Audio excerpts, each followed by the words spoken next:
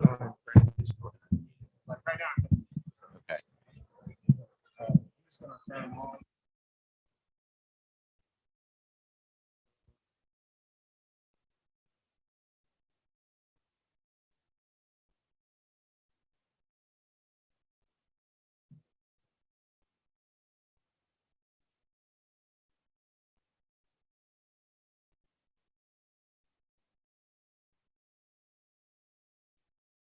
Now, the one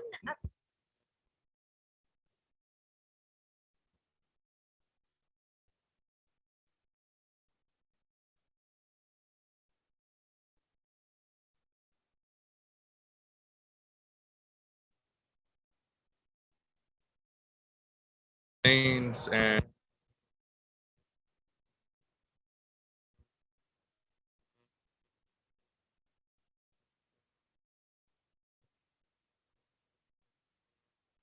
now.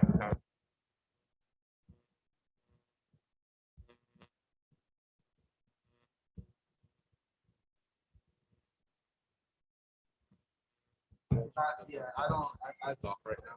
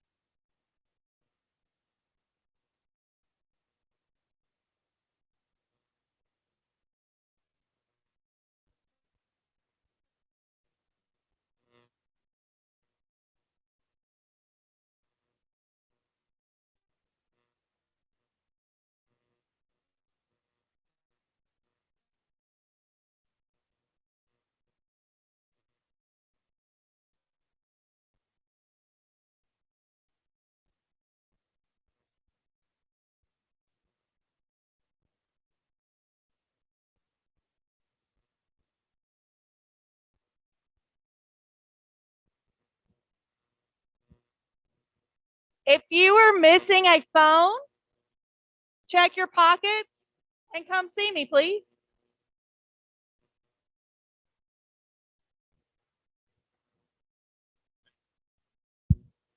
Yeah, you might want to turn that one up a little bit. Yeah, turn that one up a little bit. There we go. Testing 1 2 1 2. Testing 1 2. They're getting quieter, so obviously it's working. If you're missing a phone, come see me. I may have it.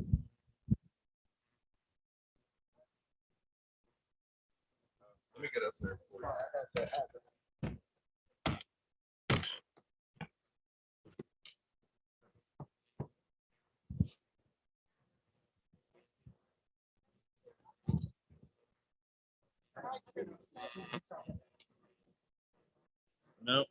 I think we're good. Yeah, these mics are working great, so. Whenever the deans are ready.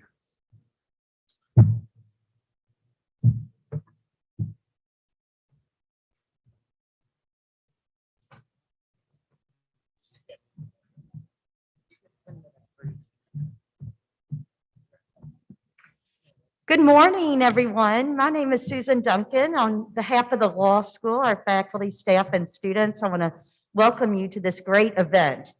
We are so excited that this has grown and grown in just a few years that law has been involved. So we really appreciate the collaboration with pharmacy and other schools and hope this can just get bigger and better.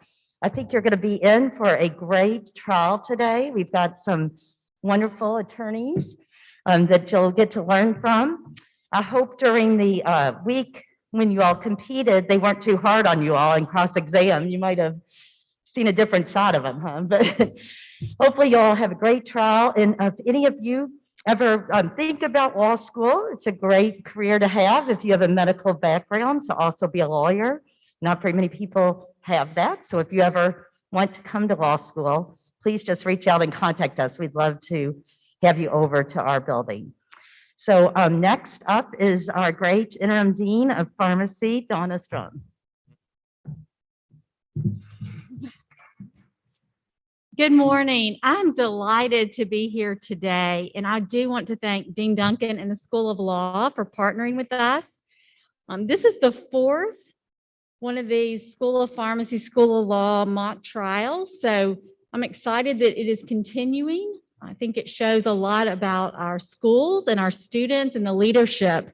In fact, the IPE Interprofessional Education Student Board is the first student-led interprofessional board of law and pharmacy students in the country. So I think that's something both schools can be very proud of. I want to thank the Interprofessional Education Student Board and their advisors, and specifically from the School of Pharmacy, Dr. Kim Adcock and her team, for all the logistics of making this happen today. The one thing that I've learned, or important thing, is that things happen when people collaborate and when there's teams. And even when I look at athletic teams, given what's happening on campus today, you know, the football players will play the game, but it took trainers and coaches and ticket sales people and all the behind the scenes to make tomorrow happen. And the same with the healthcare system today. It's going to take an interdisciplinary group of people to figure out our challenges of cost, access, and quality in the healthcare system and equity. So thank you for partnering with us. Law is an integral part of the pharmacy profession. And so I hope today that you see how pharmacy and law coexist. And I hope you also realize how important it is to go outside of your discipline or your circle to seek advice and to learn. Thank you for being here. I hope you find this to be a really fun and productive day. Thank you.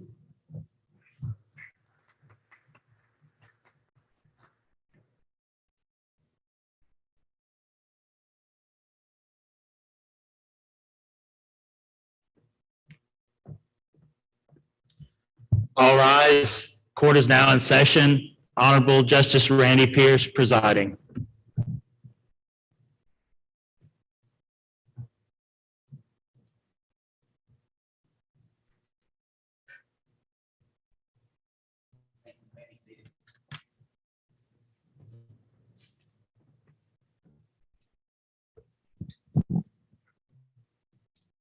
This morning, we're here today in the, get my paperwork ready. McGowan versus Allgood. The plaintiff ready? Yes, Your Honor. And what about the defense? Defense is ready, Your Honor. Okay. Any preliminary matters need to be disposed of this morning from the plaintiff? We have done, Your Honor. None. Defense? Yes, Your Honor. Defense witnesses are Dr. Willie Mongo and Dr. Frida Algood. Defense orders of appearance will be produced to the court. May I approach the bench? You may.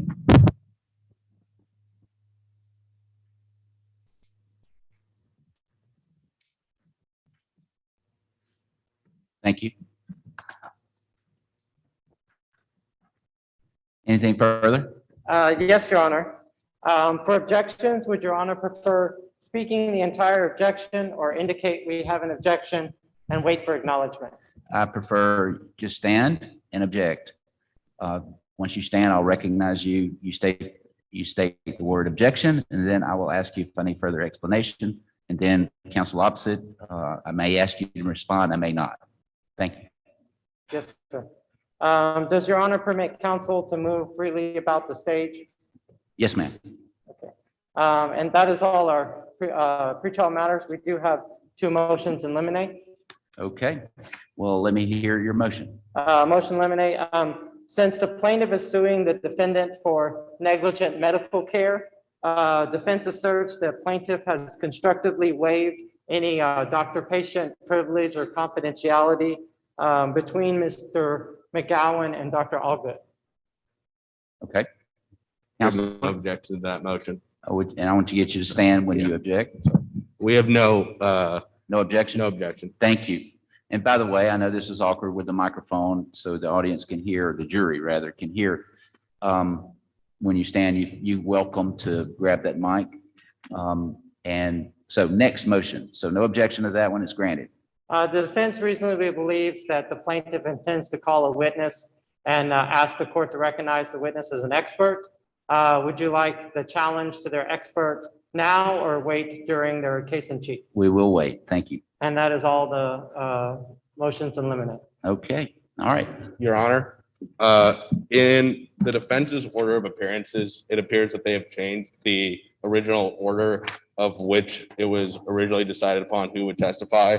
They have their expert witness, Dr. Willie Mongo, going first before Dr. Frida Allgood. We would like to object to that because having an expert witness testify before the defendant, we believe will give undue influence to the testimony of Dr. Frida Allgood. All right. Want to respond to that? Your Honor, the order of witnesses is up to the choice of the defense. The defendant doesn't even have the burden to testify in court today. And so we list them last in case he decides not to testify. All right. Thank you. Thank you. I'm going to overrule your objection. You each will call your witnesses as you see fit. So the plaintiff, if nothing further, you ready to call your first witness? Yes, Your Honor. All right. The witnesses have been previously sworn. So as the witnesses come to testify, they have been sworn for the benefit of the jury and the audience. Your Honor, may we begin with the opening? Oh, I'm sorry. You can tell I'm so anxious. Yes, you may.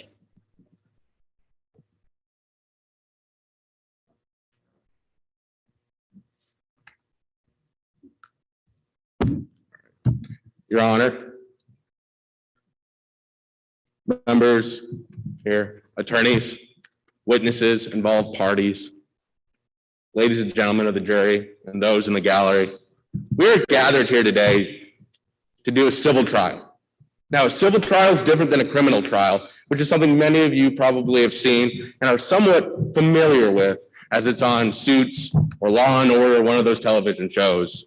In those shows, you notice that there is a burden that a party must meet, and they must prove this burden beyond a reasonable doubt. However, in a civil case, that is not the case. It is a preponderance of the evidence, which means that we must prove, here, us today, the plaintiffs, that there is evidence to support our claims, at least 51% likelihood, or 50 plus 1% likelihood.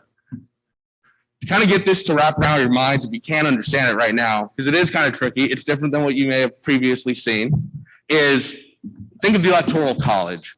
We don't require, there's 538 votes to win. We don't require 350 votes to be present. We just require 270. It's 50% plus 1. We are here today with the scales of justice. On one side is the plaintiff's claims. On one side is the defendant's claims. In the courtroom, when it begins, they're balanced. As you hear different testimony and you hear different witnesses and you hear the arguments of the two attorneys, one for the plaintiff, one for the defendants, make their case, you are going to decide which way does it weigh. And we believe that the testimony provided by our witnesses and the arguments that we make today, you will find that that scale is imbalanced significantly towards that of the plaintiff's side. We allege 2 counts today: negligence on behalf of Dr. Frida Allgood and a loss of consortium. Loss of consortium, really quick. It means if there was a negligent act committed, what damages did it cause and to a person, their wife, their family, and what damages and remedies are available for them. The most important thing though today is the negligence, and in this case, the negligent acts of Dr. Frida Allgood. Negligence requires 4 elements: duty, breach, causation, damages. We contend that Dr. Frida Allgood had 4 distinct duties, and that she failed to meet these duties, hence the breach, and that this breach was the approximate cause of the damages. The duties are a duty to dispense wisely, a duty to communicate with her staff, a duty to monitor the patient's levels, tests, labs, and a duty to put the patient's well-being and health first and foremost when making their decisions. It's important that you understand these duties as I begin to talk to you now about the story of Phineas McGowan, our client. Phineas McGowan is your average 42-year-old American male. You know, he's in the prime middle ages of his life. He goes golfing with his friends. He goes out on the square to get drinks. He walks around, enjoys life, loves life to the fullest with his wife. Then he gets sick. Like any responsible average American male, goes to the hospital where he gets treated and diagnosed. He's given a prescription when he is discharged for vancomycin and gentamicin, 2 powerful, potent drugs that can do a lot of good and do a lot of help, but can also be harmful if not properly regulated or properly monitored. The pharmacist leading this, who oversaw the gentamicin and vancomycin treatments, was Dr. Frida Allgood of Incredible Infusions, a home infusion service. Phineas McGowan and his wife, as I said, they're average American people. They are not experts. They are not medical professionals. They're your common man. They put the trust in the system. They put the trust in the experts. And like many of you, when your relative is faced with a difficulty that requires a professional, you put a trust in that professional. And you pray to God that they better do what's best for you and your family, because you do not want to see the terrible consequences that may happen.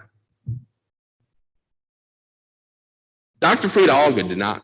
Phineas McGowan was on these medications for an extended period of time. He started to develop severe, visible symptoms that any person worth their weight in their medical training should know and understand that, yes, these are visible symptoms and that they should be treated and should give grave concern. And it did. Dr. Frida Allgood, she wrote a letter. She wrote an email. She called and went to voicemail to her doctor saying, hey, we should check out whether or not that these levels are good. These trough levels are good, which is something you're going to hear about later in testimony. I'm not the expert. I can't quasi-explain trough levels, but I can tell you this. Those levels are important, and you have to measure whether or not that those levels are in balance before you can continue treatment. Dr. Frida Allgood did not do that. She let that treatment continue. And what does that mean? It means that Phineas McGowan, a man who did everything right, followed the directions. He has no sense of hearing. He has a lost sense of hearing, a lost sense of vision, stumbles around, is bedridden. A wife that was his companion, his co-patriot, is now his caregiver. Now, the defense is going to come up today, and they're going to talk to you about how Phineas McGowan and his family got just what the doctor ordered. And they're going to come up here and give you some duty, that all they have is a duty to fulfill a prescription. I'm going to go step by step with you right now to talk about our duties and why these are the duties you need to pay attention to. You have a duty to dispense wisely. If you look at the definition of pharmacists, what are pharmacists? Pharmacists are medical experts. Medical experts and in the study of medication. They do not just dispense. They dispense wisely. They dispense prudently. They dispense responsibly.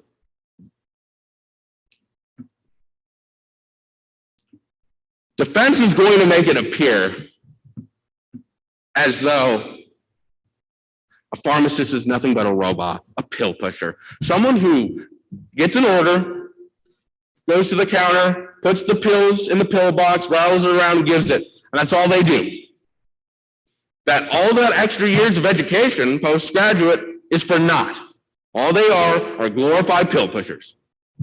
That's not true. I think you know that why as well. A pharmacist is a medical expert when it comes to medication. Dr. Frida Allgood had a duty to communicate with her staff. Phineas McGowan's ailments and symptoms were very visible, and any well-trained nurse or pharmacist worth their weight should recognize these symptoms. And defense is going to try to say, well, why aren't you suing the nurses? Why are you focusing on the pharmacist? Well, as the great president, Harry Truman, once said, the buck stops here. The buck stops here. I, for all intents and purposes, am an attorney before you today. If I were to give a paralegal some work for my client on his case, and he messes it up, it's not the paralegal who's ultimately responsible, it's me. A pharmacist, when he or she delineates duty to the nurse, and the nurse messes up and does not communicate, and does not fulfill that duty to that patient, it's not the nurse's fault by the law. It is the pharmacist's fault because they are the leading professional. They have a duty to monitor. In page 2 of the expert witness that will be provided today by the defense, he states that if you have vancomycin or gentamicin, you are required to monitor these drugs and monitor these levels. Simply saying, oh my goodness, there might be a problem here, is not enough. You need to check and ensure that these levels are correct. By not doing so, we contend that Dr. Frida Allgood breached that duty. And finally, Dr. Frida Allgood had a duty to put Phineas McGowan, his wife, best interests, well-being, and health first and foremost. They did not. She did not. A pharmacist should look for what's best for the patient. When you have visible symptoms, and the alternative is not death, it is just a recalculation. You would really hope that your pharmacist did just that. They recalculated, but alas, they did not. You are going to hear the testimony today of Susan McGowan, a heart-stricken wife, whose life has been permanently altered by these negligent acts of the pharmacist, Dr. Frida Allgood. You will hear from our expert witness, Dr. Penny Sillen, a Johns Hopkins educated, certified pharmacist. through his expertise and knowledge on the effects of vancomycin and gentamicin to the body, will demonstrate to you that this pharmacist, Dr. Frida Allgood, was negligent. We ask that you listen to these duties, the 4 duties. There was a duty to dispense wisely. There was a duty to communicate with the staff. There was a duty to monitor the levels as required by the recommendations and the requirements of the pharmaceutical industry. And that there was a duty to put the patient's well-being and health first. Consider these duties and ask yourself, did Dr. Frida Allgood breach these duties throughout the testimony, throughout the arguments? Ask yourself those questions. Thank you.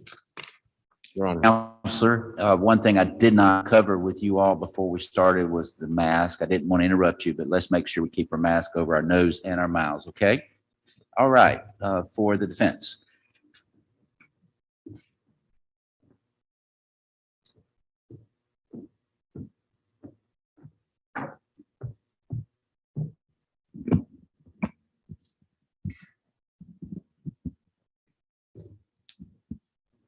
Your Honor, opposing counsel, members of the jury, the plaintiff, Mr. McGowan, received just what the doctor ordered. On March 12th, the defendant, Dr. Allgood, received a prescription from Mr. McGowan to continue vancomycin and gentamicin IV for 2 weeks. And the following day, after reviewing the hospital discharge summary, the antibiotic dosing information, along with the home infusion orders, Dr. Allgood did just what the doctor ordered and filled the prescription.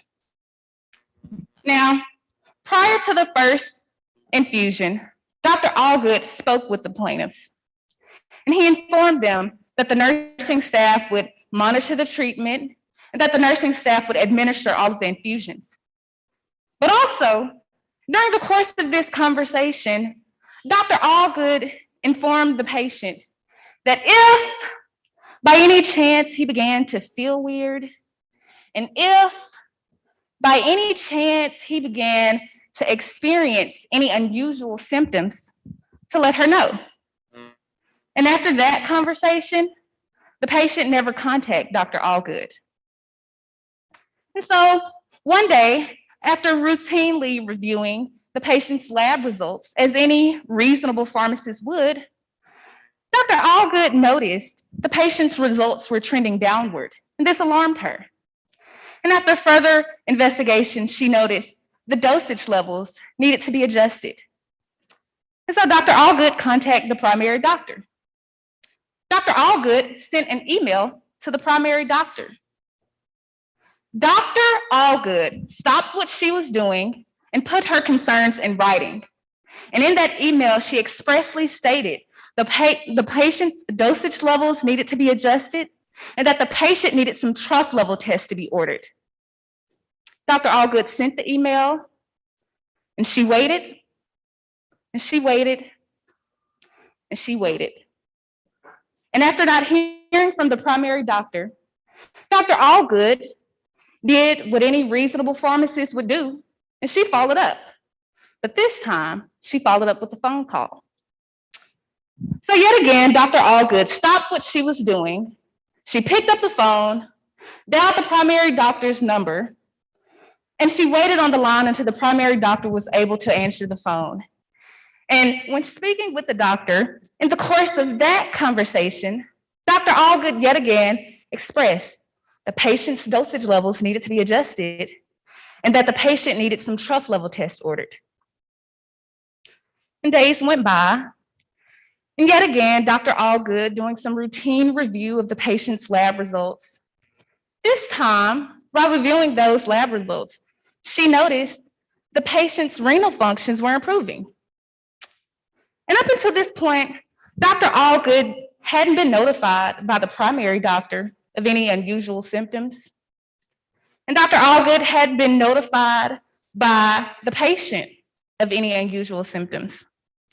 Dr. Allgood hadn't been notified by the patient's wife of any unusual symptoms. And based on those lab reports, with that renal function improving, Dr. Allgood reasonably believed the treatment was working. Ladies and gentlemen of the jury, I, Hope Thompson, along with my co-counsel, Sarah Schneifman and Melanie McEwen, represent Dr. Allgood, or Doc, as we know her. Now, Doc is your typical neighborhood pharmacist. She's what we call a local. Born in Mississippi, raised in Mississippi, went off to Harvard to get her bachelor's. And you know, there's a saying, there's no place like home. Well, that saying rang true for Doc, because Doc came home. Doc has been practicing pharmacist for 25 years, but most importantly, she's been in this community for the past 10. Now, typically, when a patient is sick, they visit their primary doctor. And the doctor asks what's wrong, the patient tells them of their symptoms, and the doctor assesses the patient, and the doctor writes a prescription. That prescription is sent to pharmacists, and usually pharmacists do just what the doctor ordered and fill the prescription. So now ask yourself, what's different in this case? Ask yourself, why is it that the plaintiffs place the burden on the pharmacist when the duty rests with the primary doctor? The only issue in today's case is whether Dr. Allgood failed to adhere to the standard of care. The plaintiffs have to affirmatively prove their case. The plaintiffs have to affirmatively prove Dr. Allgood was more than 50% responsible for the patient's injuries. And the burden of proof rests with the plaintiffs. You see, the defense, we don't have to do anything. We don't have to do anything because the plaintiffs will be unable to show Dr. Allgood breached her duty. We don't have to do anything because the plaintiffs won't be able to show Dr. Allgood failed to adhere to the standard of care. We don't have to do anything, but we will.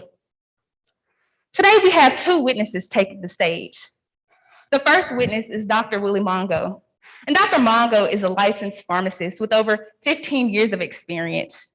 And when Dr. Mongo comes to the stage, he'll testify to what the duty of a pharmacist is and why the accounts Dr. Allgood speaks about satisfied that duty. And next, you'll hear from Dr. Allgood herself. And Doc is an eyewitness. And Doc will tell you in her own words what really happened. At the end of today's case, my co-counsel, Melanie McEwen, will have a chance to come and speak with you. And she'll have a chance to explain to you how Dr. Allgood satisfied her standard of care. She'll have a chance to go over the evidence with you, and she'll review the testimony with you. And at the end of today, she'll ask you to render a verdict of not liable. Ladies and gentlemen, while the defense doesn't have to do anything, by the end of this case, the defense will prove not only did Dr. Allgood act consistent with the national standard of care, and not only did Dr. Allgood act consistent with Incredible Infusion's standard of care, but Dr. Allgood did just what the doctor ordered. Thank you. Okay, counselors, thank you so much. This time, of course, the plaintiff is, we'll call his first witness. Yes, Your Honor, we would like to call our first witness, Ms. Susan McGowan. Okay. Come on up, Ms. McGowan. Ms. McGowan has been previously sworn in. May I approach the podium, Your Honor? Yes, sir. Thank you. Good morning.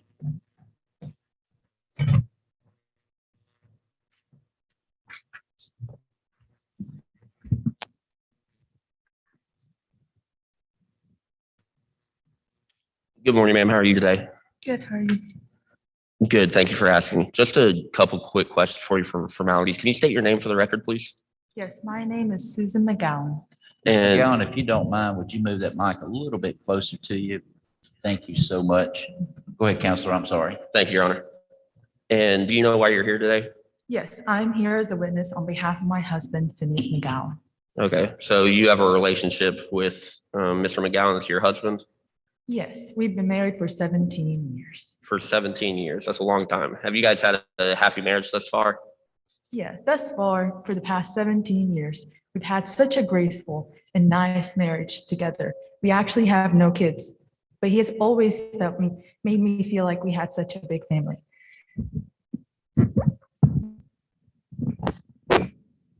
And can you describe the early days of your marriage for me? Yeah, we used to share a lot of our hobbies together. Like we used to take walks in our neighborhood. He used to play golf and we used to just hang out with our friends. We even cooked dinner together sometimes. We had a very graceful and just peaceful marriage. Each one of us enjoyed spending time together with our activities and just life. And how long was your marriage graceful and peaceful? Well, for the past 17 years until the past couple months. Okay, so moving into the last couple of months, can you describe to me what initially happened? What has led to this? Yes, so it all started with just some bumps on his wrists and arm, which started to, getting red and he started getting fever. So we just decided to seek the physician to see what was wrong with him. When we saw the doctor, he did the normal checkups, looked at his wrist and bumps, and then he just did a site injection, which I believe that's how they described it. Then we were just, sent home, and a couple of weeks later, still didn't feel well, still the bumps didn't go away, so we decided to go to the physician once more. When we went to the physician, he ordered a bone scan, I believe, and the bone scan results came out to him having bone infection, osteomyelitis, I believe, and that's what started this. Okay, and just to clarify, can you elaborate on your medical expertise? I am an average woman in her 40s, has minimal to no healthcare knowledge at all. Sorry. But you just kind of been thrown into this medical world? Yes, I'm just a normal wife who has seen her husband suffer through this, who has reached a point where he can barely get out of his bed.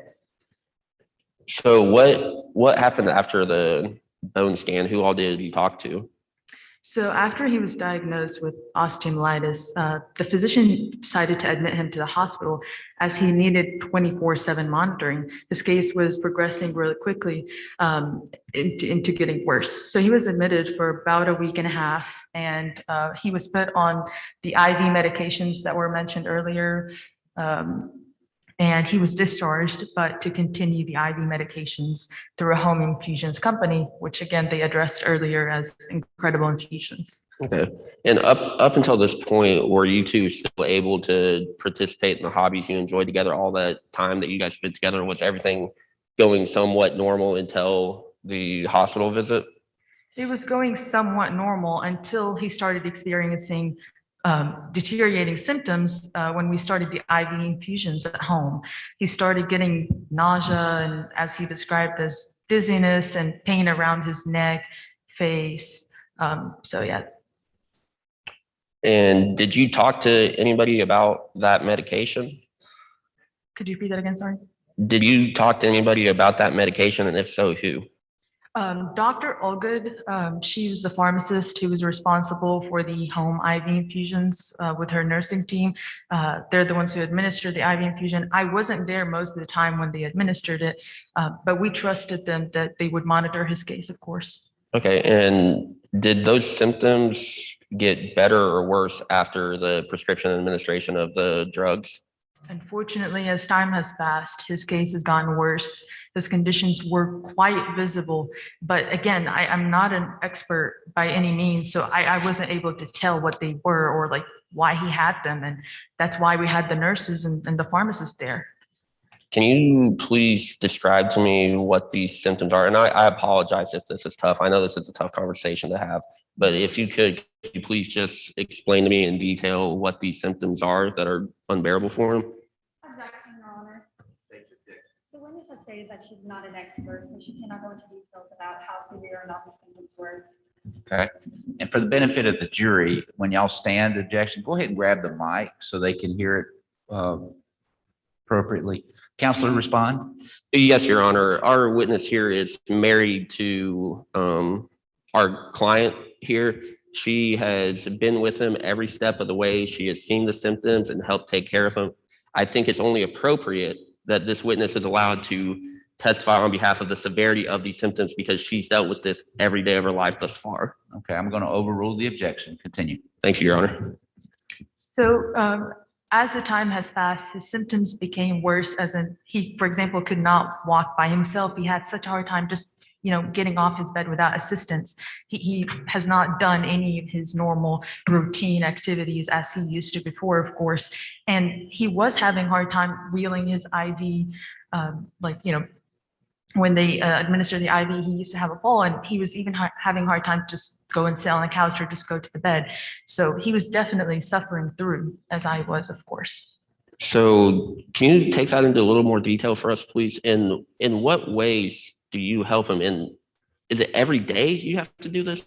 No. So for the IV infusions wise, again, the nurses and the pharmacists, they were the ones who were responsible for administering it and monitoring him. I was there some days, but sometimes I wasn't there. Most of the time, I was actually not there when they administered the IV infusions.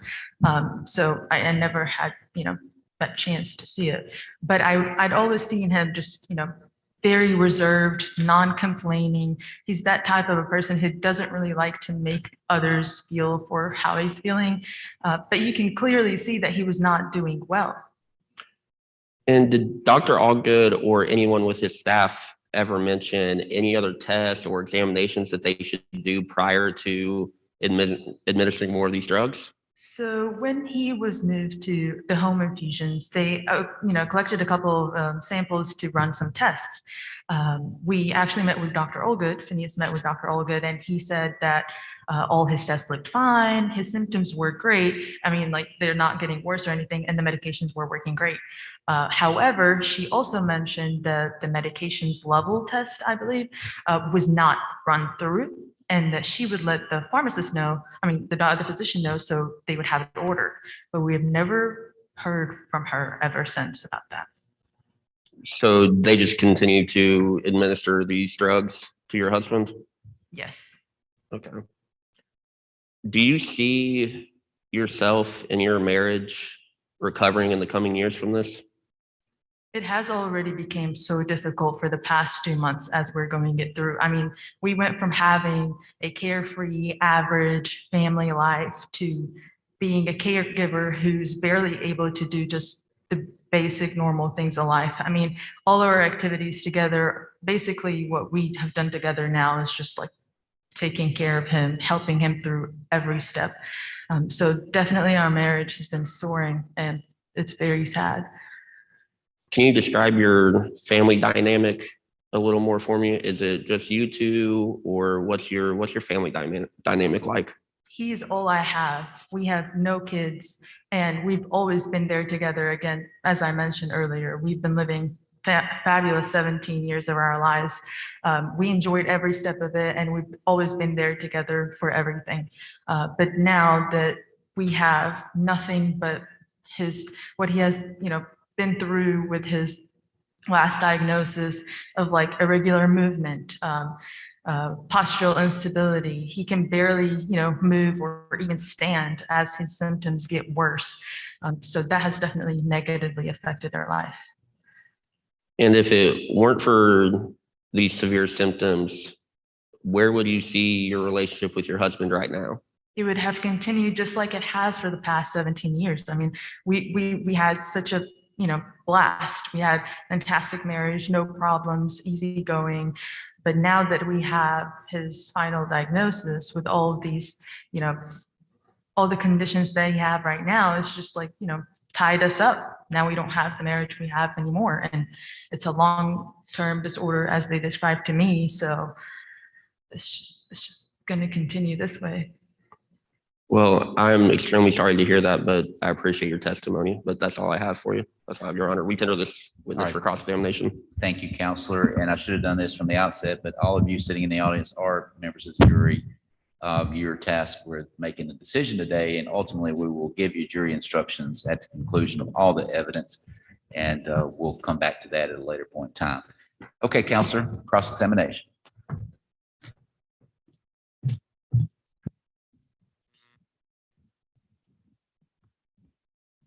Hello, Mrs. McGowan. Thank you so much for being here today. I'm just going to ask you some simple questions and then we'll get you out of here, all right? All right. When your husband developed those red bumps and the fever, you all went to see Dr. Franks, correct? Correct. And when his symptoms did not go away, you guys went back to Dr. Franks, correct? Correct. And at that second visit, Dr. Franks diagnosed your husband with osteomyelitis, Correct. and then he admitted your husband into the hospital. Correct. And while at the hospital, Dr. Franks prescribed the vancomycin and gentamicin, correct? Correct. And when your husband was discharged, Dr. Franks ordered that your husband continue that treatment at home, correct? Correct. And he told you a home infusion pharmacist could help with that. Correct. And that pharmacist was Dr. Allgood, correct? Correct. And Dr. Allgood told you that his staff would administer the IV medication to your husband, right? Correct. And he also told you that his staff would monitor your husband's blood count and fluid levels, correct? Well, she mentioned that she and her staff would monitor. Okay, Mrs. McGowan, when the nurses would come in to administer the medications, your husband would typically be sitting in his chair or laying in bed about to take a nap, yes or no? Sometimes he would describe how he would be sitting on the couch, but maybe need to move to the bed. So he would take his mobile pole and go to the bed to get administered there as he liked. Okay. And Dr. Franks ordered several tests for your husband to be done while he was at home, correct? Correct. And Dr. Allgood met with your husband to review those tests, right? Correct. Now, Mrs. McGowan, I want to talk about the symptoms your husband was experiencing when he was at home. And you testified he complained of dizziness, correct? Correct. And nausea, and pressure around his ears, face, and down his neck. Correct. Now, Mrs. McGowan, isn't it true that before your husband was diagnosed with osteomyelitis, he never even experienced a headache, right? True. And while he was at home, while he's at the hospital getting the vancomycin and gentamicin treatment, he didn't have any adverse reactions to the medicine, correct? As I was told, they monitored him very well in the hospital and he did not experience any of these symptoms. So these symptoms we just talked about, the dizziness and nausea, for your husband to experience those symptoms at home, that was pretty unusual, yes or no? I have no medical knowledge or expertise to decide whether it was normal or not. Now, Mrs. McGowan, did you not just testify that before your husband was diagnosed with osteomyelitis, he didn't even experience a headache? And at the hospital, he had no adverse reactions to the medication. As I was told, yes. So these symptoms for your husband when he was at home, those were not common for him, correct? Correct. Now, Dr. Allgood, when he met with you and your husband, he told you to inform him if your husband experienced any unusual symptoms, yes or no? Yes. And Mrs. McGowan, your husband never talked to Dr. Allgood about his symptoms, yes or no? As I mentioned before, he's reserved. He's non-complaining person. So most of the time, no. So that's a no? Yeah. And Mrs. McGowan, you never told Dr. Allgood about your husband's symptoms, yes or no? No. But you did convince your husband to go see Dr. Franks again, right? I did. And when your husband saw Dr. Franks, he explained all those symptoms we just talked about, correct? Yes. And Dr. Franks gave your husband nausea medication and some ibuprofen, true? True. But your husband's symptoms, they didn't go away, did they? Unfortunately not. So we called Dr. Franks again, correct? Correct. And this time, Dr. Franks referred your husband to an orthopedist? True. And the orthopedist discontinued the vancomycin and gentamicin? Yes. But your husband's symptoms, they still persisted, right? Yes, which he was later diagnosed. Right. Now, Mrs. McGowan, I just want to clarify. At no point in time did your husband talk to Dr. Allgood about his symptoms, yes or no? I don't believe so. And at no point in time did you talk to Dr. Allgood about his symptoms, yes or no? No. Mrs. McGowan, from the moment your husband was diagnosed with osteomyelitis until he was diagnosed with his inner ear disorder, who was mostly responsible for your husband's care? Again, it was the IV infusions team, the nurses and the pharmacist. And sorry. Go ahead. And Mrs. McGowan, and you testified today that you never talked to Dr. Allgood about your husband's symptoms, right? Right. But for every single one of you and your husband's concerns, you did talk to Dr. Franks, correct? Yes. No further questions, Your Honor. Thank you, Counselor. Redirect. No, Your Honor. All right, thank you. Thank you. You may step down. Your Honor, on behalf of the plaintiff, we would like to call on our second witness, Dr. Penicillin. Okay, certainly. But I know this is awkward for you all because in the courtroom, you wouldn't have to worry about the microphones. But for the benefit of those listening, let's make sure we do that with the microphone. So those points don't count against y'all. All right. So go ahead. For the benefit of the audience, call your next witness. All right, Your Honor, we would like to, on behalf of the plaintiff, we would like to call on our second witness, Dr. Penicillin, and we would also like to admit Exhibit 2 into evidence.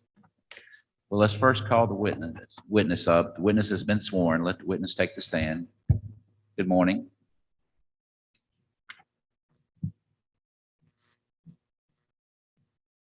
Okay, Counselor, now what was your motion? We would like to admit Exhibit 2 into evidence, Your Honor. We can provide a copy to the defense as well as yourself if you'd like to see it, Your Honor. Well, first of all, is any objection to Exhibit 2? I don't know what that is, so y'all have to tell me. That's okay. Your Honor, there's an objection to lack of foundation to admitting any evidence at this time. Okay, well, let's wait. I agree with you, Counselor. So let's give me a foundation, but I don't know what this exhibit is. So if you intend to use this witness to get that document admitted, let's start there. Yes, Your Honor. So Exhibit 2 is the vancomycin monitoring form. That is our expert witness, Dr. Penicillin, and we are hoping that she'll be able to explain a little bit of this monitoring form for the jury. Okay. Objection, Your Honor. We'd like to object to the witness being an expert at this moment. Well, let's go back. Let's do this. This is what I want to do. I want to go back to the counsel with the plaintiff. I want you to come up here and get this expert or potential expert qualified. And once you do that, you certainly can voir dire the witness's credibility or expertise, and I'll make a decision at that point. So let's do this one step at a time. Let's see if we can get this expert qualified. Counselor, you're up. My approach podium, Your Honor. Yes, sir. Thank you.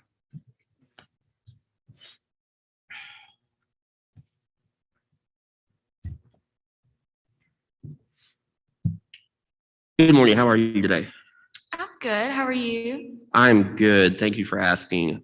Just quick formalities. If you don't mind, could you state your name for the court, please? Dr. Penicillin. All right. And you know why you're here today? Yes, I'm here to give my expert knowledge on this case and on the medication administered to Phineas McGowan. All right. Well, before we move into that, can you please explain to the court your education? Absolutely. So I got my bachelor's in pharmaceutical sciences from Purdue University. And then I went on to get my PharmD as well from Johns Hopkins University. And I continue to work there as an infectious disease expert. All right. And so can you explain to the court a little more about your experience about being an expert, how you've gotten to this point? Absolutely. So with my education, I completed a residency in infectious diseases and a fellowship as well with Johns Hopkins. And that includes extensive research and education on these disease states, as well as the medications needed to treat them. Those can be very strong antibiotics, antivirals, antifungals, including vancomycin and gentamicin. Okay. And in order to become a pharmacist and become a member in that professional field, is that nationally recognized? Are you nationally certified? Yes. You take a national exam to become certified as a pharmacist. Okay, and could you explain to me if other professionals in your career field consider you an expert? Yes, Yes, they do. yes, they do. We believe she's an expert, Your Honor. All right, you tender, now you appropriately can voir dire.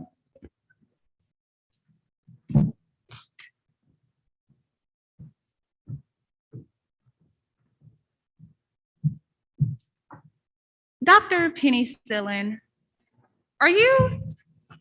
have you ever been qualified as an expert before? Could you rephrase the question? Have you ever testified at a trial, and have you ever been legally qualified as an expert? No. Have you had any peer-reviewed articles? Yes, with Johns Hopkins University. And do you have any peer-reviewed publications? Through research with Johns Hopkins, you have to provide research with your residency and your fellowship. Dr. Penicillin, are you certified to practice in the state of Mississippi? My license is not with Mississippi. So no. No. Are you an expert in home infusion? No. Doctor, Your Honor, at this time, I'd like to renew my objection to the qualifications of this witness. Okay, Counselor, you want a final response? Yes, Your Honor. Excuse me, it's okay. That's all right, brother. In the Mississippi Rules of Evidence 702, it states that the expert's scientific, technical, or other specified knowledge will help the effect and their trier to understand the evidence, and that if their testimony is based on sufficient facts and the testimony is the product of reliable principles and methods, and that they have reliably applied these principles and methods to the facts of the case, that they should be admitted as a witness.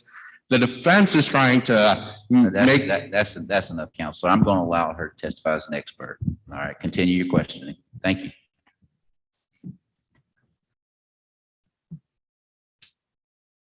Thank you, Your Honor.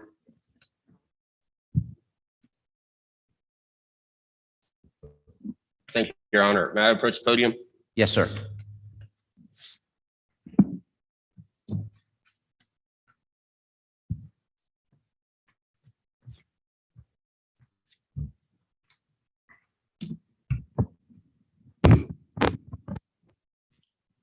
All right, Dr. Stone, I apologize about that. Thank you for your cooperation and time, though. It's no problem. Okay, so have you had an opportunity to go through the records involving Mr. McGowan? Yes, I have. And what were your initial thoughts of those? It was disappointing in the fact that after seeing Phineas McGowan's state, after administering those drugs, how his symptoms got so bad and how his kidney function started to decrease and deteriorate more and more with this medication, and nothing was done to fix that or treat him about it. And can you go into a little more detail about how these two drugs can affect the kidneys? So the two antibiotics that were administered were vancomycin and gentamicin, and they have to be monitored very closely, especially when regarding your kidney function, because if the medication is administered too quickly and it's not excreted from the body fast enough, then you can have a buildup of that medication inside of your system, which increases toxicities, which can lead to Phineas McGowan symptoms, the hearing loss, the vision loss, and the dizziness. Okay, so how would you counteract the toxicity in the kidneys? One of the main tests required for these medications is a trough test. So a trough test can tell you how much medication is remaining in the body and how the body can sustain on that much medication. So it's very important to know that, okay, well, if this trough level is too high, do I need to keep administering this medication? Do I need to lower the dose? What's my next step of action? Okay, and in severe cases such as this with severe symptoms, can you explain whether or not those symptoms would be visible to even just a layperson? Absolutely. As Phineas's wife described, he couldn't even get out of bed alone, which is clearly visible to the public, the nurses that were there to monitor him. So I would say that these symptoms are very visible. And when you can see symptoms that badly, it's very serious and it can be very damaging to the patient and could leave a lifelong effect on the patient. So I believe that this medication should have been changed or even stopped. Okay, and if he were to be on this and have these severe symptoms, what are the long-term effects of it? So Phineas's life will never be the same. His symptoms that he has now, such as the hearing loss, the vision loss, the dizziness, the instability, even just walking to the next room, he can't do it alone because he has no sense of balance. And those symptoms seem to appear to be lifelong and never changing. And that's because this medication was administered for too long of a time at too high of a dose. Okay, and do pharmacists have a standard care practice? Can you explain that for us, please? Absolutely. So once you become a pharmacy student, you learn about the standard care that you give. Mainly, the pharmacist patient care process is something that we abide by every single day in our workforce. We collaborate with other healthcare professionals that can be doctors, nurses, physical therapists, and we figure out the best course of treatment for the patient, the dosing. We monitor them throughout their treatment, and most importantly, we follow up afterwards, because once you follow up, you can see, okay, is this medication working? Are symptoms going away? And overall, is the infection being treated? So that takes action from the pharmacist, the doctor, the nurses, the whole team that is treating the patient. Okay. And can you explain a little more about how pharmacists and doctors collaborate? Absolutely. So the doctor writes the prescription for the medication, but the pharmacist's main role is making sure that dosing is correct for the patient. A lot of calculations go into this. This is where the trough levels come involved. So you get the trough levels recorded for the patient to make sure that the dose is correct, that they don't have increased toxicities. So that's a major role of the pharmacist. Okay. And if a pharmacist didn't agree with a physician's prescription or order, what would a typical pharmacist do? So if there's some contradicting opinions about the prescription, the pharmacist can contact the doctor and say, I think that more tests need to be run. This dose doesn't seem right for the patient. And they can change that dose and fix that prescription. Or if things deteriorate, you can't get in contact with the doctor, you can't get in contact with your team, do not administer that medication because you are not 100% sure that it's the best course of action. Right. And Your Honor, at this time, if possible, we would like to admit Exhibit 2, the vancomycin monitoring form, into evidence. Any objection? Yes, Your Honor. The defense objects because there's no authorship to this document. Counsel. Your Honor, this is from the hospital and the physicians. I don't understand the defense's objection for not being authenticated. Okay, I'm going to let the document in for today. Okay, we'll talk about that at 1 o'clock. Thank you, Your Honor. May I It's approach? admitted. It's admitted. Thank you so much. Your Honor, may I approach our witness with the exhibit? Absolutely. Thank you, Your Honor.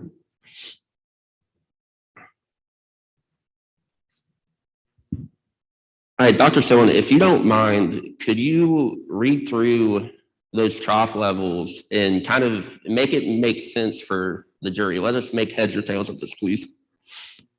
Okay, so this document is from March 1st when Phineas was admitted into the hospital. And we have his inpatient lab. So these labs were ordered while he was admitted, and the trough levels on here. And before he was discharged on March 9th is the last trough test, is 25 for the patient. And before that, it's 18 and 23. So the trough actually raised by 7 milligrams over a course of 2 days. What is the typical trough level supposed to be? So for healthy administration of this medication, you need a trough level from 10 to 15. So this trough is very, very high compared to normal standards. So what's the problem with having high trough levels? So with this trough level, the medication was building up inside the body and the kidneys could not excrete it fast enough. So he was actually getting too much medication at the time. So he should not have been continuing to take that medication at home to begin with. So at this course, the physician and the pharmacist should have discussed a different course of action for the patient because there was a buildup of that vancomycin and gentamicin in his bloodstream. So would you, in your expert opinion, do you believe that the trough levels raising is a mere correlation or a causation on behalf of the medication being administered? Yes, the trough levels are one of the main tests that you need to administer these medications. And the side effects that Phineas had are from these medications. They're the most common side effects from the medication that you can find with the medication's bottle on the label. Okay. And in your experience over the years, do patients, even with blatant symptoms, are patients open with their pharmacist regarding their symptoms, or are they closed off? It really depends on the relationship between patient and pharmacist. So one of the things that we're taught in school is to show empathy and compassion towards our patients. We want to build that relationship with them and show them that we are trustworthy enough to talk to you about your symptoms. Even it's scary. Sometimes patients don't want to know the truth with what's going on. They hide it back. But when we create that relationship with patients, we create a bond to where they feel trusting and enough in us to share something that's not right with them.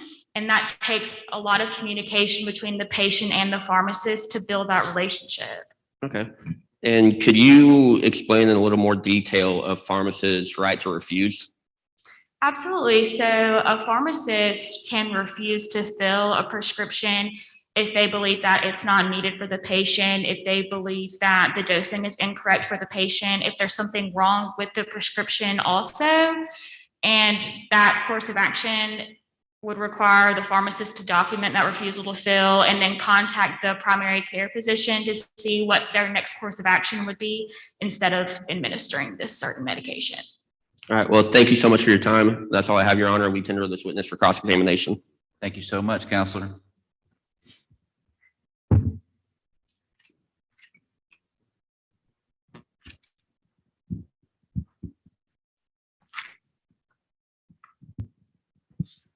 Hi, Dr. Penicillin. I'm so happy to have you here.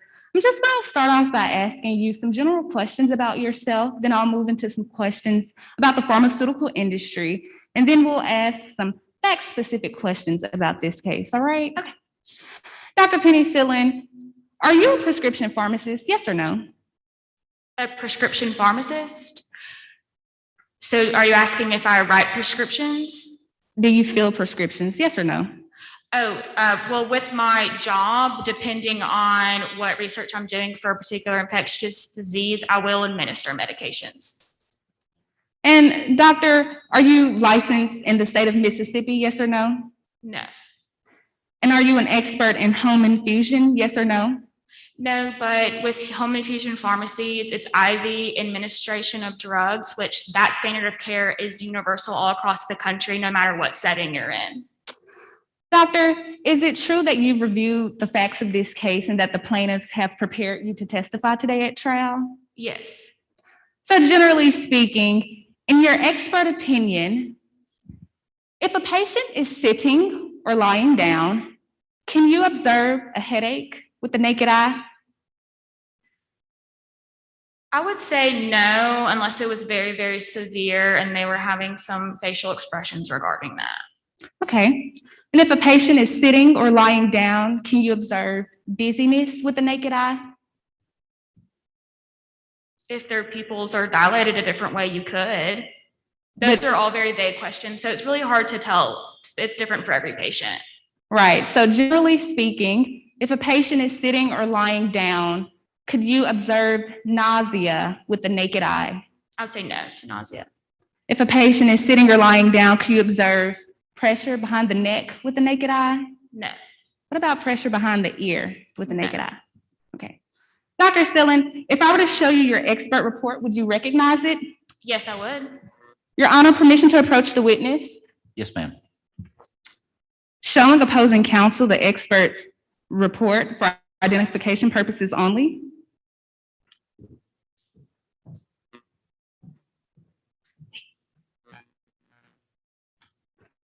Dr. Penicillin, what have I just handed you? This is my expert report. And how do you know it's yours? I did write it myself. And has it been changed or altered since you last saw it? I believe not. And is it true? Is it true? Oh, yes, it's true. Your Honor, at this time, the defense would like to enter Dr. Penicillin's expert report as Defense Exhibit 1. Okay, any objection? All right, let it be admitted. Now, Dr. Silling, just moving on to some more general questions about the pharmaceutical industry.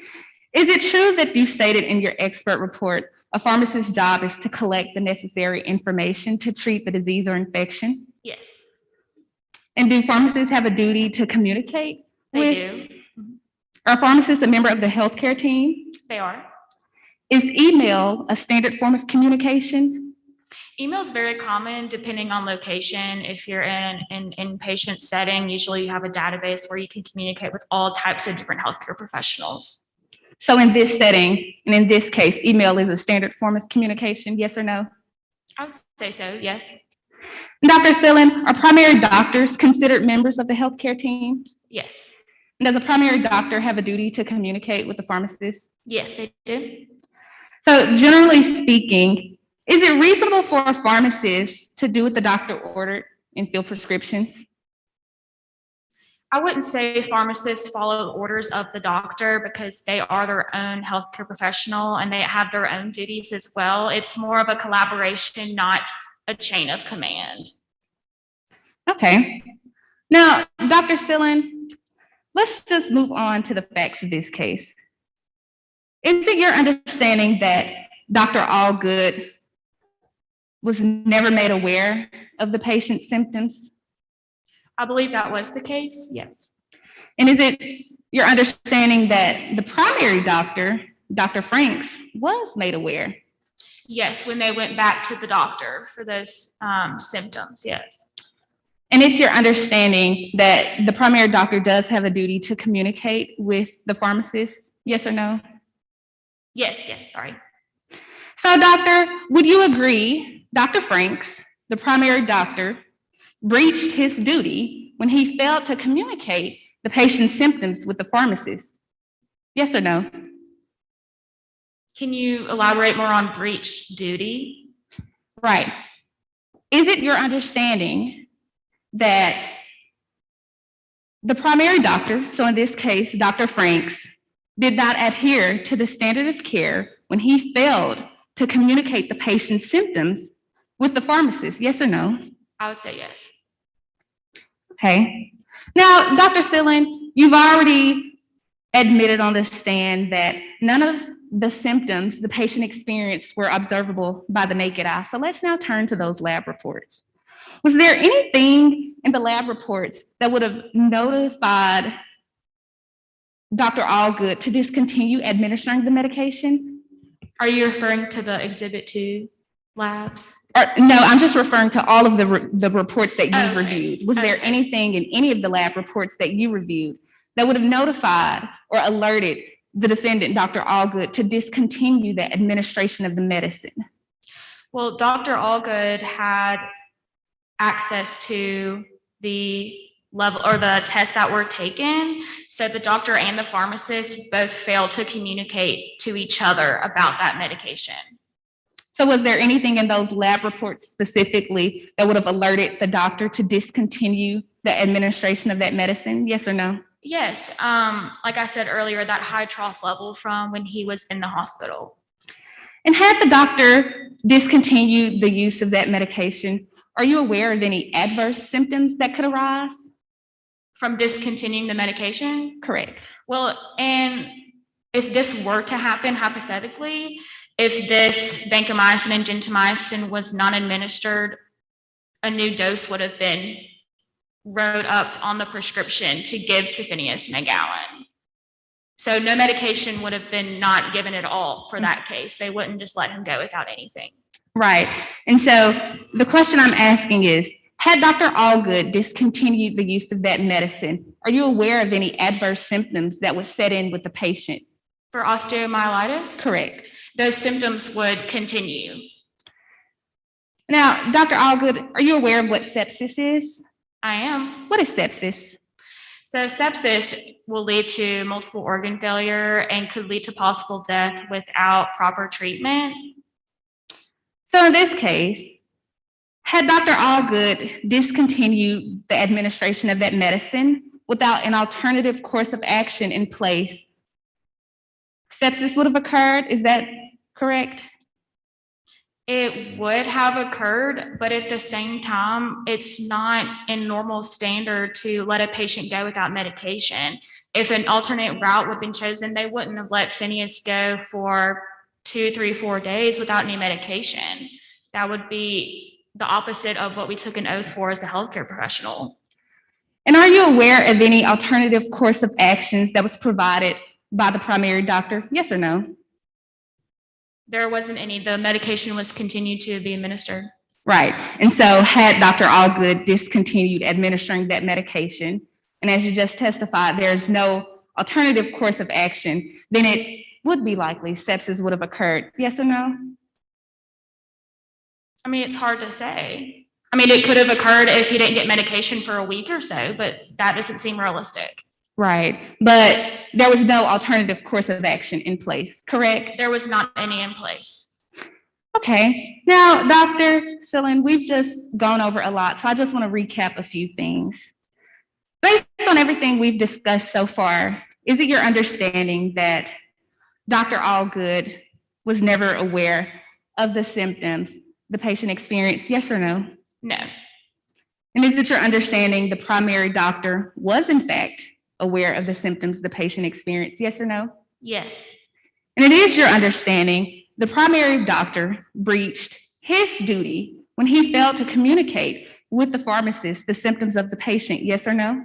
Yes. Objection. State your objection. Cause for speculation. She's already answered it earlier in the testimony, so I'm going to overrule. Continue. Dr. Allgood, is it true, as you stated in your findings, and for courting counsel, I'm now referring to page 3 of Dr. Penny Sillen's expert report, specifically lines 4 through 6.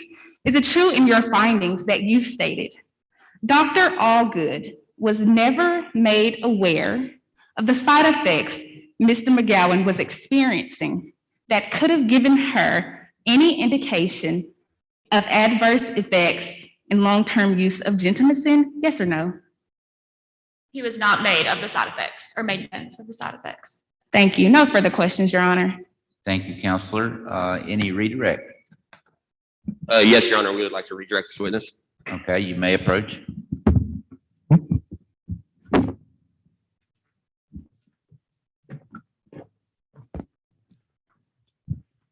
Good morning again, Dr. Sillen. Just a couple quick questions for you, if you don't mind. No problem. Can you explain to me if a qualified pharmacist would know the side effects of drugs that he or she may be administering? Yes, they would. Can you explain to me the common knowledge that a qualified, reasonably prudent pharmacist would know about the drugs that they are administering? So in pharmacy school, to get your PharmD, you don't have any specialization, and that means that you study every body system, every type of medication that you could administer. You have cardiology, you have neurology, you have respiratory. You go through each body system and learn those medications. So every pharmacist should have some knowledge of those medications. Okay, and can you please describe to us what visible symptoms are? I would say visible symptoms are anything that you recognize out of the ordinary for that specific person. So pale skin, flushing face, vomiting, any kind of skin deformities or redness, swelling of that nature. Would you consider the inability to walk as a symptom? Yes, the inability to walk is a symptom. Okay, and can an influx of gentamicin and vancomycin have a correlation or causation to sepsis and possibly death? Can you repeat the question? Sorry. Objection. State your objection. Compound question, Your Honor. All right, May I rephrase, Your Honor? yeah, rephrase. Thank you. Thank you. Can an influx of gentamicin in the body eventually lead to sepsis? Like in too much of the medication Yes, ma'am. of vancomycin and gentamicin. Well, we're starting just with gentamicin right now, ma'am. Okay, I wouldn't say sepsis, but it could lead to long-term disabilities that could change the way you live for the rest of your life, which in that case can lead to a lot of depression and anxiety when you're taken away. I mean, if I couldn't walk normally, I feel like I was not living the same way as before. Understood. What about, can an influx of vancomycin, can that lead to sepsis? I would say no. No. Can you describe what the long-term effects of an influx of gentamicin would be? So long-term effects is everything Phineas McGowan is experiencing. So inability to walk on your own, that's probably one of the most important, because that's what you've been doing your entire life. You haven't needed help to get to the grocery store. You haven't needed help to go to the kitchen, to go to the bathroom. And now you need help with that every single day. Loss of hearing, loss of vision. You can't hear anymore. You can't see anymore. Your life is completely altered. And from that, you're going to have to readjust how you do everything every single day. Okay, and one last question. Can you explain the long-term effects of an influx of vancomycin? It's the same with those two drugs combined. All right, well, thank you so much for your time. That's all we have, Your Honor. Thank you. Thank you. Doctor, you may step down. Okay. Just leave him there. Thank you so much. Anything further from the plaintiff? Plaintiff has no further, Your Honor. The plaintiff rests? We rest, Your Honor. All right, thank you. Anything from the defendant? Yes, Your Honor. At this time, the defense moves for a directed verdict in favor of the defense. The plaintiff has failed to provide sufficient material evidence to prove their case beyond the preponderance of the evidence. Okay, thank you. I fundamentally object to that. I would ask the opposing counsel if they've heard the testimony that was stated when we stated our case in our complaint. And in our opening, we touched upon 4 distinct duties. And each of these duties, the duty to dispense wisely, the duty to communicate, the duty to monitor the levels, and the duty to put the well-being and the health and the care of our clients first and foremost. All those duties have been testified by our witnesses under both cross and direct that they have been breached. It would stand that actually, if we were doing a direct verdict, the direct verdict would come to the plaintiff. I'm not quite certain what the opposing counsel heard. To me, it's clearly either did not pay attention or they're just trying to set this up for an appeal. That's enough, counsel. No response needed, overruled. We're going to move on to the defendant's case in chief. But before we do that, we're going to take a 10-minute break. So 10 minutes, be back in your seats.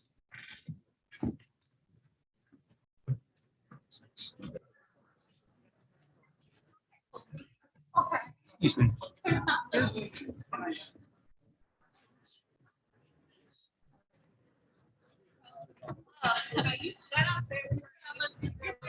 listening. They didn't hear a word we just said.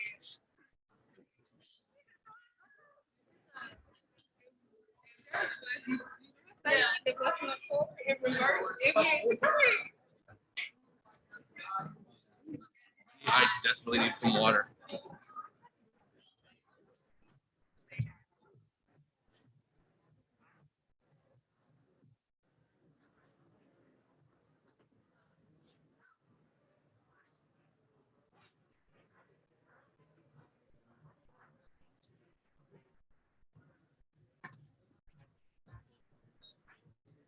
Y'all can leave those unmuted if it's a hindrance, and I can just pull down volume. Okay. That way you don't have to do that. Okay. Yeah. Thank you. Well, thank you so much. Yeah, no problem. I didn't want to embarrass myself. No. Y'all do it fine. I get it.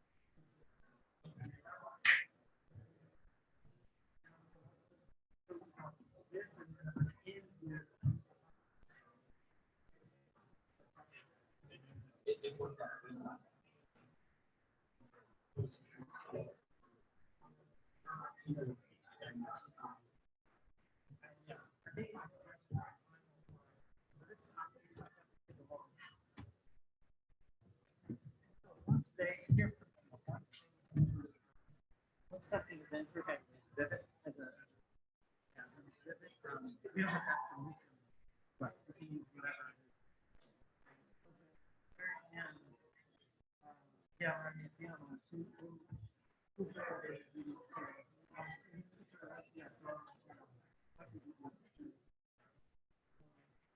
But she said like it had taken 3 days without treatment. Yeah. She said that. Yeah, she said it. If you don't get treatment for 3 days, then it could be fatal. She said that. Yeah, but, so I'm gonna ask you about, explain that. I can even ask you, if you hear their expert testimony, let's say, do you have any comments about, can I ask that, or should I give you the report and say, could you comment on this? Now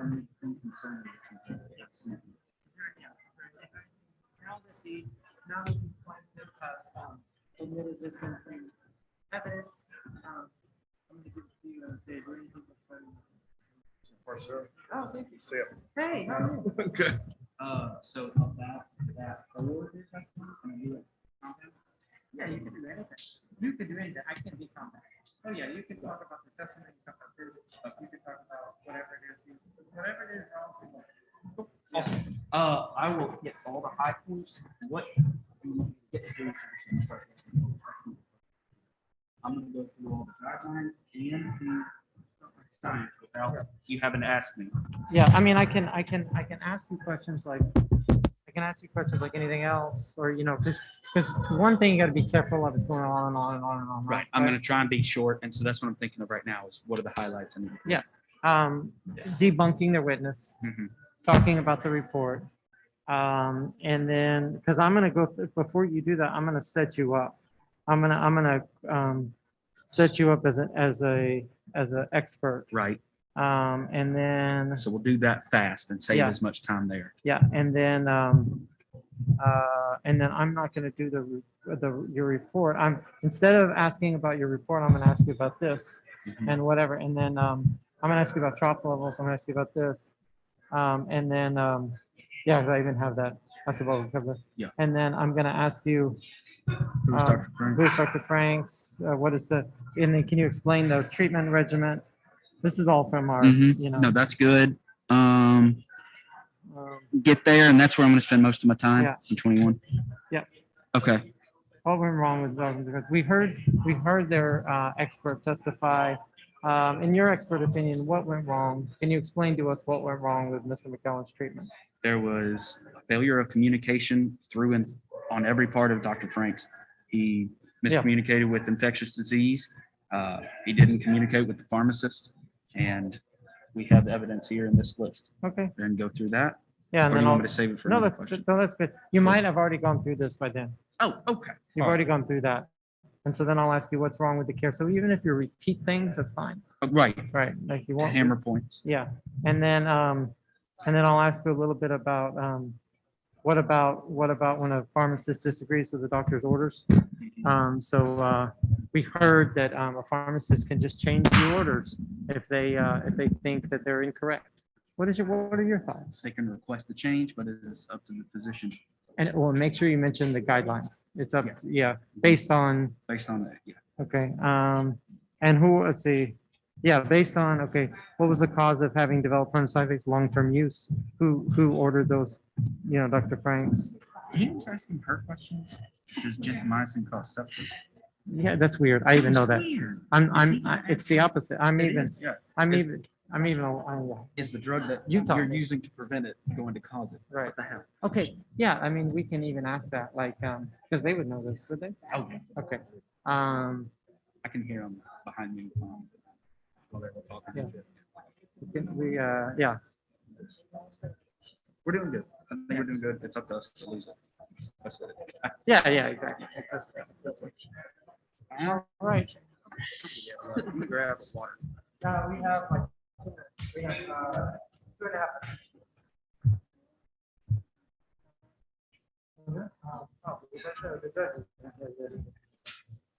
Okay.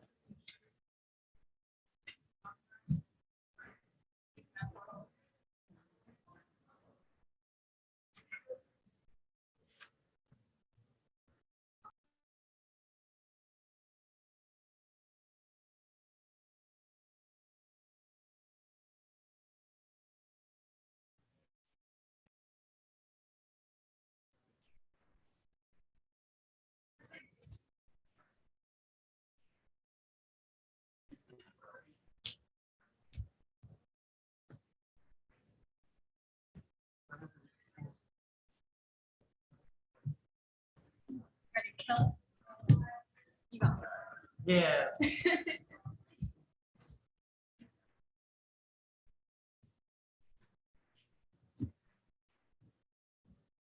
We got a great,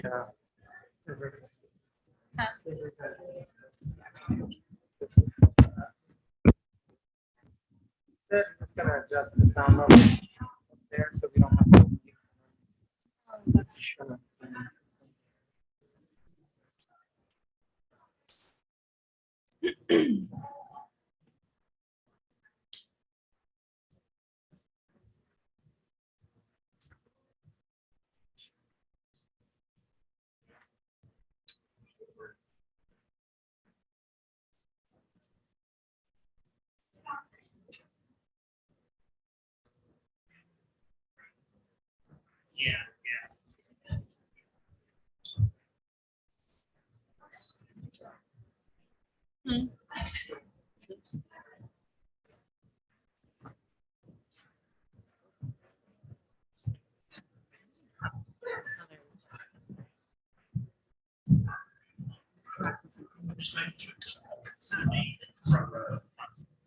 Okay. Blake acknowledged me. I thought I saw both of them see me, but she was so far. Yeah, I was like, they were freaking out. Y'all were all looking at me, and I was like, you can't even like.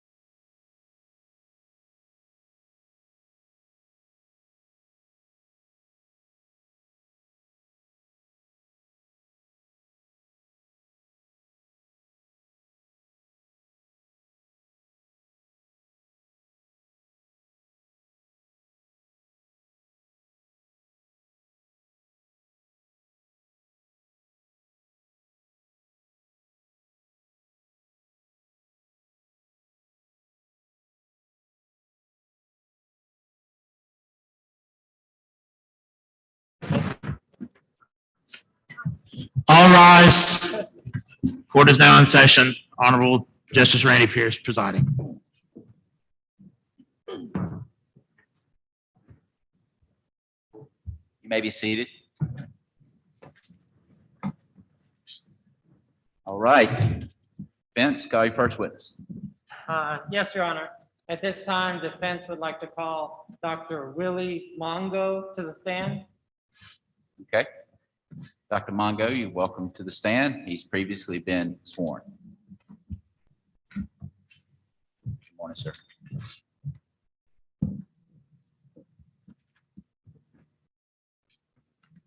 Good morning, Dr. Mongo. Good morning. Could you please state your full name for the record? Wilhelm H. Mongo. And what is your educational background? I have a Bachelor of Pharmacy from Ole Miss with 2 minors, one in chemistry, one in psychology. I received my PharmD from UMMC in 2003. I've worked at St. Dominic Hospital immediately after graduating. And then sometime after that, I decided to go into home infusion. Took a job in Memphis, Tennessee, and then became the pharmacist in chief there. And what did you do immediately after you graduated with your PharmD degree?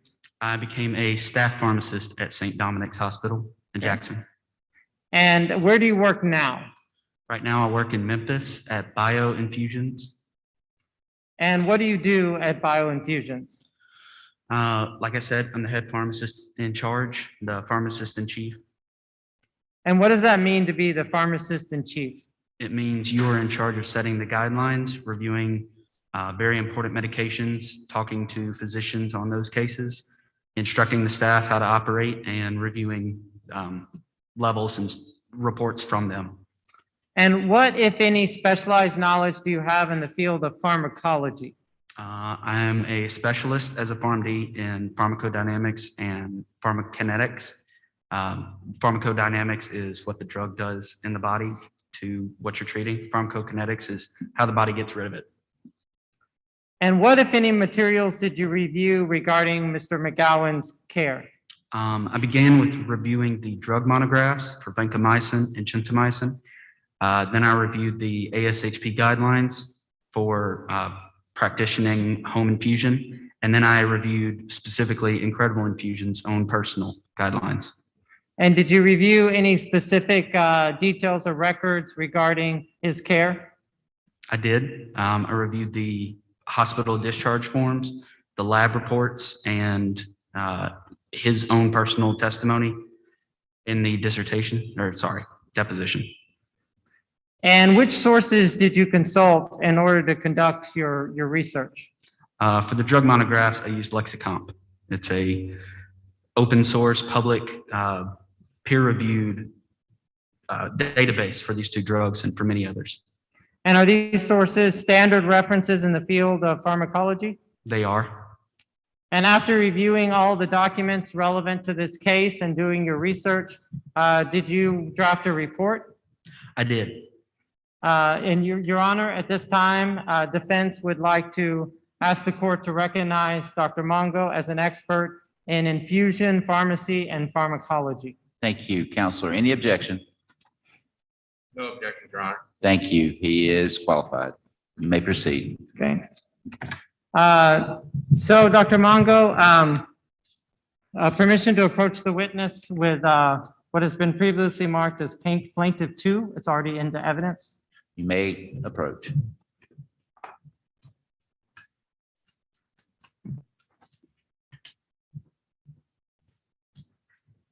Thank you. So, Dr. Mongo, before I get to the Let's get report to, that I've handed you, I hate to interrupt you, but let's now repeat that for the mic. There you go. Thank you. before I get to the report that I handed you, we've heard a lot about trough levels. Can you please explain to us what trough levels mean? Yes, a trough level is the level of the drug in the blood immediately prior to administering the next dose. And why is it important to monitor those trough levels? You monitor trough levels to maintain a steady state or a pharmacological amount of the drug to avoid nephrotoxicity, but also make sure you are getting enough drug to treat any disease that you're fighting. And we heard the expert the plaintiff's expert talk about trough levels in relation to the report that I handed you. Is there anything concerning you about that testimony? Well, a little bit. There seems to be a bit of confusion. The monographs list an entirely different number than she stated. She stated 10 to 15. In this report, the doctor wanted 15 to 20, and the monographs recommend 20 to 25. And what do these numbers mean? 10 to 15, 15 to 20? These seem kind of arbitrary to Seem me. arbitrary, sorry. What do those mean in relation to the treatment? Well, without the units, they are arbitrary, sorry. So it is milligram per deciliter. So it's a measurement of the grams of the drug, so specific amount per blood volume. And why is that important? Like I said, to avoid nephrotoxicity or anything like that, to make sure that the body is clearing it properly. And what was wrong with the testimony that the plaintiff's expert gave? The plaintiff's expert, I believe it was Dr. Penicillin, is that correct? She said that the levels were rising 3 days. The trough levels are taken every 3 days. And that she said 3 days you could stop giving the drug and a really bad disease would occur, such as sepsis. So it's a little alarming that you would want to stop the drug before you even take another trough level, just to see. Another issue is she's talking about it raising right here. And I see that Dr. Franks ordered that the drug be raised, the amount that it's been given. It was originally 1,250 and he raised it to 1,500. So I would recommend, if it's already going up, why would you raise the And another thing I heard was about how elevated trough levels of drugs might lead to sepsis. Is there something wrong with that as well? Elevated drugs, anything other than an antibiotic, maybe. Antibiotic is used to treat sepsis. So raising the amount of drug to treat sepsis is not going to cause sepsis. And in your professional opinion, if the pharmacist noticed some kind of elevated levels, do they have a right to refuse treatment to their patient? They do not unless they have been given an order by the physician. And any thoughts on the existence of a chain of command of sorts between the primary doctor and the pharmacist? Yes, by ASHP guidelines and the state of Mississippi's guidelines, a pharmacist is only allowed to refuse an order from a physician upon request and the physician then canceling that order. And can you please explain to the court the treatment regimen ordered by Dr. Franks, the primary care doctor? Yes, he recommended 42 days of administration. And in your opinion, what went wrong with Mr. McGowan's treatment? He had an overexposure or too long of an exposure to gentamicin and vancomycin. And whose responsibility is it to perform labs needed to monitor the patient? According to Incredible Infusions, it is the primary care physician, Dr. Franks. And in preparing your testimony today, did you review the hospital discharge summary? I did. And would that summary document help you in your testimony today? I believe so. And if I showed you that document, would you recognize it? Yes, ma'am. Permission to approach the witness? You may approach.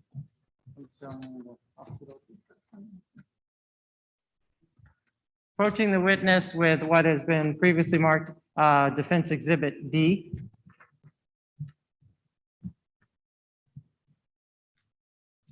Thank you.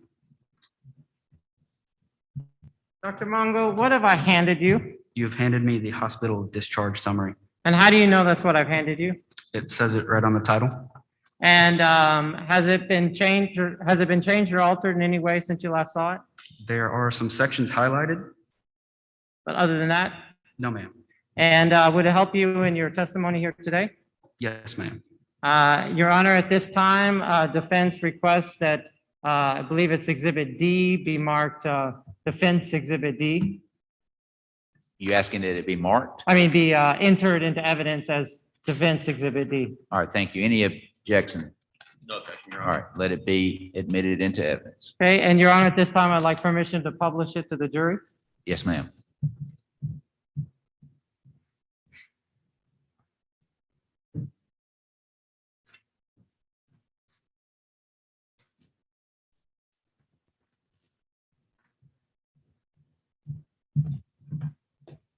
So Dr. Mongo, what does the highlighted portion on the front page, I believe it's around the middle of that first paragraph on the bottom, what does that say? It says infectious disease was consulted, recommended a total of 4 weeks of IV antibiotic therapy, And how many days is in 4 weeks? 28. Now turn with me to the second page of the discharge order. Can you read the portion under where it says discharge meds and it has the script? Yes, ma'am. Vancomycin IV for 42 days, home infusion pharmacy to manage. Gentamicin IV for 42 days, home infusion pharmacy to manage. And can you explain why there's a difference between those two durations of IV antibiotic therapy? Dr. Franks overrode infectious disease consult. And can you please explain the difference in duration of those two prescriptions or recommendations? Yes, infectious disease, which I believe Dr. Penicillin is a part of. That field recommended 28 days of therapy to avoid any issues, any nephrotoxicity or ototoxicity. And Dr. Franks overrode them and added an additional 2 weeks. And based on Mr. McGowan's ultimate diagnosis, what was the cause of having developed the permanent side effects? Prolonged exposure, overexposure to these two drugs. And who ordered the long-term use of those medications? Dr. Franks. Okay.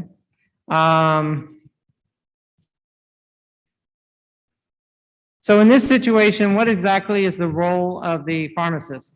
The role of the pharmacist as a home infusion pharmacist is you are in charge of going into the house rather than them coming to you so that you don't have to have all this clunky and overfilled space of different apparatuses. You go into the home where they're sometimes unable to take a drug or move about and administer it for them. And in this case, did Mr. McGowan go into the, did Dr. Allgood go into the home of Mr. McGowan? I believe he did originally, and then his nurses proceeded. Okay. So just to be clear, in your expert opinion, who failed in the duty of care owed to Mr. McGowan? Dr. Franks. And who was Dr. Franks? Dr. Franks is the primary care physician. Okay, thank you. No further questions. I tender this witness for cross. Thank you, Counselor. Permission to retreat? Yes, ma'am.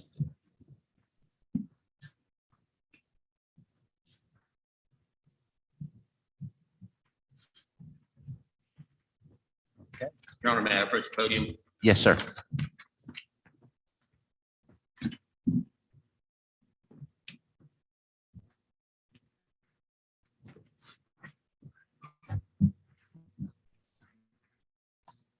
May proceed.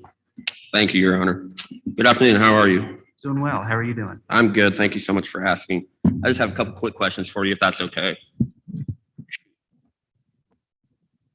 Sorry for holding the mic down. Do you practice in the same or similar capacity as the defendant in this case? I do, in a different state. You do in a different state. All right. So will you unequivocally testify in a similar fashion such as you did in your expert report that Dr. Allgood performed his practice in an ethical, proper, and professional manner? Your Honor, objection. State your objection. Compound question. All right. May I rephrase, Your Honor? You can rephrase. Will you testify in a similar fashion that Dr. Allgood performed his practice ethically? Will I testify that he performed ethically? Is that what you asked? Yes, sir. Yes. Will you testify that he did it properly? I'm sorry, I couldn't hear you. Will you testify that Dr. Allgood performed his duties properly? Yes. And will you also testify that he did so in a professional manner? Yes. Okay. Do drug monographs for both, well, let me rephrase for you real quick, sir. Do drug monographs for gentamicin list trough levels as a requirement and as a monitoring parameter? Yes, they do. Yes, they do. What about for vancomycin? Yes. And are these drugs both cleared through the kidneys? Yes, they are. Does a decreased kidney function lead to increased concentrations of the drug within the body? They do. If there is increased concentration of the drugs in the body, could that be toxic to the patient? Yes. And toxicities do build up in the kidneys, correct? Toxicities? Yep, they build up in the kidneys. No, toxicity is an adjective describing a kidney. If it is Are become toxins toxic. built up in the kidneys, sir? All right, y'all let each other finish talking, okay? Toxins? Do they build up in the kidneys? Yes, sir. Okay. Do you know what the adverse reactions and effects for gentamicin are? I do. Do you know what they are for vancomycin? Yes. Okay.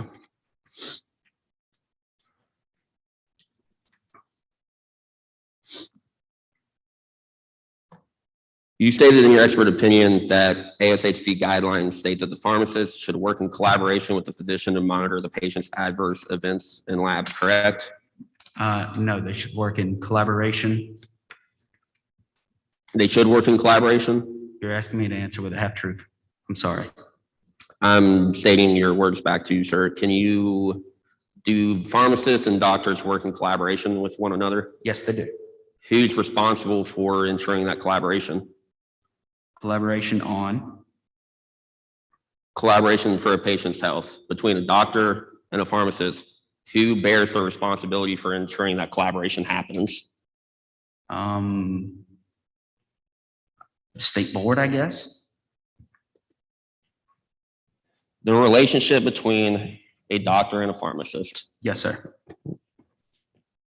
They work in collaboration, correct? You're supposed to. Yes, sir. Who bears the responsibility for ensuring that collaboration for Your a Honor. patient's health happens? State your objection. Asked and answered, because he's on his third time, and the witness has clearly answered the same thing. Okay, overruled. Continue. Thank you, Your Honor. So who is responsible for bearing that collaboration happening between the physician and the pharmacist? They both are. They both are. So the pharmacist does not bear the responsibility for the collaboration? If they both do, then yes, they do bear. Your Honor, we would like to admit into evidence the expert report of Dr. Willie Mongo. Any objection to your No expert's objection, Your report? Let it be admitted. Dr. Mongo, you state in your expert report that per the Home Infusion Pharmacy Services ASHP guidelines, the pharmacist is responsible in collaboration with the other members of the care team. So are you contradicting what your expert report says in your testimony? I'm not contradicting. I just believe you're misunderstanding it.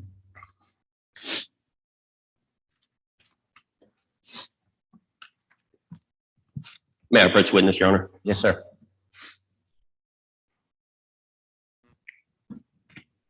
Now, if you don't mind, could you just read that first sentence right there where it starts with per the home? And none of the other sentences that follow? Just that sentence right there. Yes, Just sir. follow the attorney's instructions.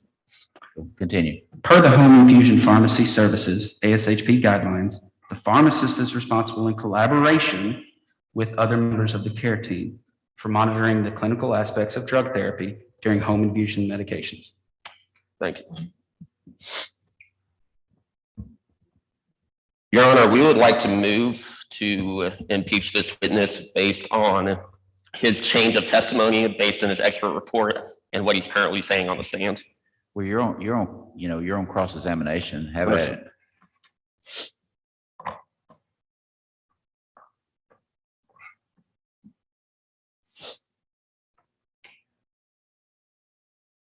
Does a pharmacist have a right to refuse? In very strict circumstances, yes. Would a 42-year-old's life be a strict circumstance? To a 42-year-old's well-being who is bedridden, would that be a strict enough circumstance for a pharmacist to refuse? Treatment? No. Despite the trough levels being through the roof and him being bedridden and his life being altered forever, you do not believe that a pharmacist has the right to refuse a physician? They don't have the right. They have the ability to request a cessation from the doctor.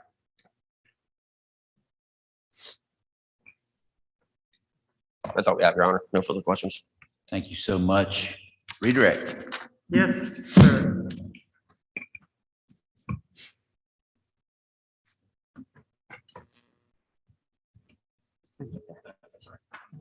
I just want to put it back in there.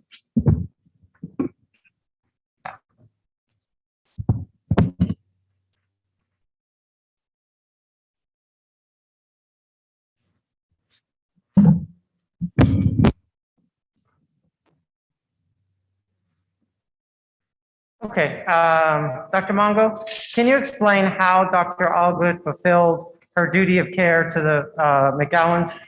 Yes, Dr. Allgood was administering the drug under the impression of treating the osteomyelitis as ordered by Dr. Franks. Okay, and permission to approach the witness? Granted. I'm handing you the report that, Okay. I just handed you the report that was entered into evidence. So my question is, who drafted the home infusion pharmacy guidelines? For incredible infusion, It's not a trick question. Who drafted the home infusion pharmacy guidelines? ASHP, And who was their intended audience? all practicing pharmacists, excuse me. So all practicing pharmacists was their intended audience. Yes, ma'am. And so why would home infusion pharmacy services guidelines have any authority over primary care physicians? The only time that they can immediately stop a request is upon if they believe that a order is fraudulent, in which case they will call the doctor or try to contact them to get verification. And after that, they have to request a change. They cannot do it on their own. All right, and so when you refer to in your report that it is the pharmacist's duty to communicate, who was that, where did you get that information from? ASHP guidelines, I said that it is their responsibility to collaborate, and I left this out, just as the doctor's responsibility is to collaborate. And so who has more responsibility to collaborate with each other? Neither, it's 50-50. Thank you very much. No further questions. Thank you. Doctor, you may be excused. Thank you.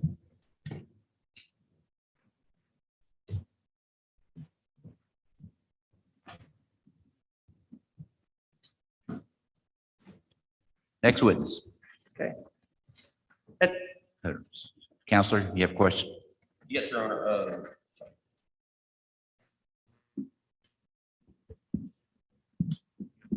Yes, Your Honor. We would like to still go through and file a motion to impeach the previous witness, the defense's previous witness.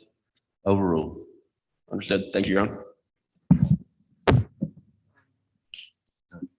Your Honor, at this time, we would like to call Dr. Frida Allgood to the stand.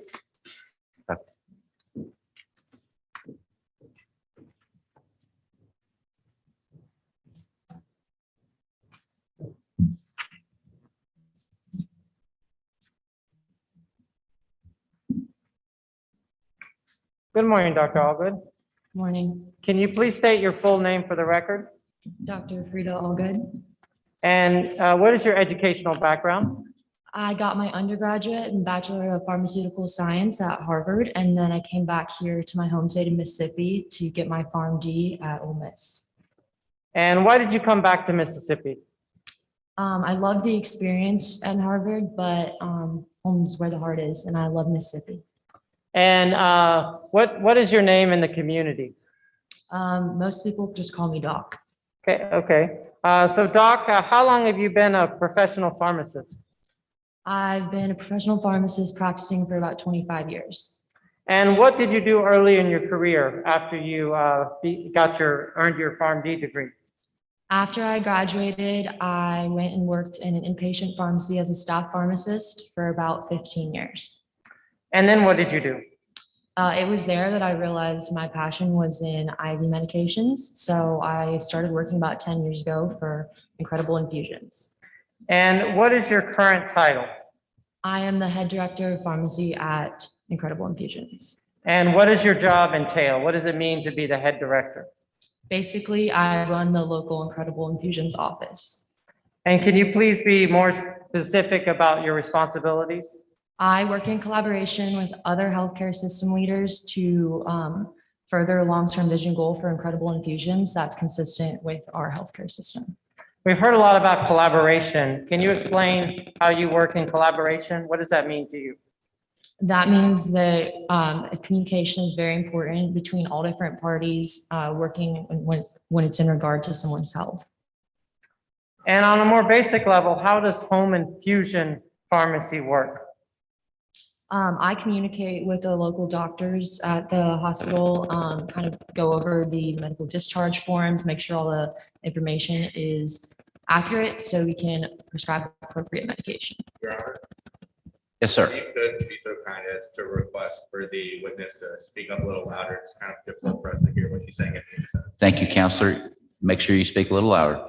Continue, Counselor. Okay. And who are the different actors involved in your work? It's basically that there's three components. There's a patient, the primary physician, and the pharmacist.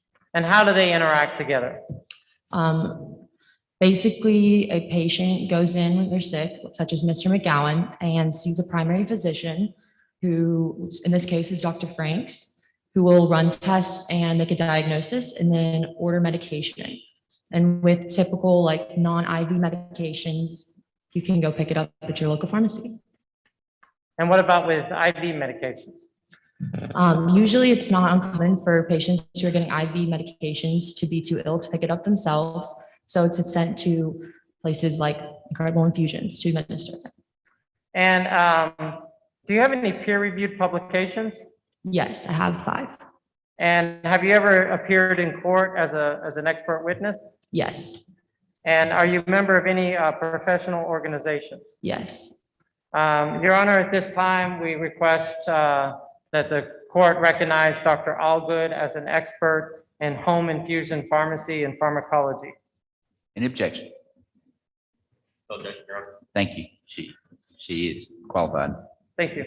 So Dr. Allgood, what happens with prescriptions for these these IV medications as the ones that were prescribed to Mr. McGowan? What's the procedure?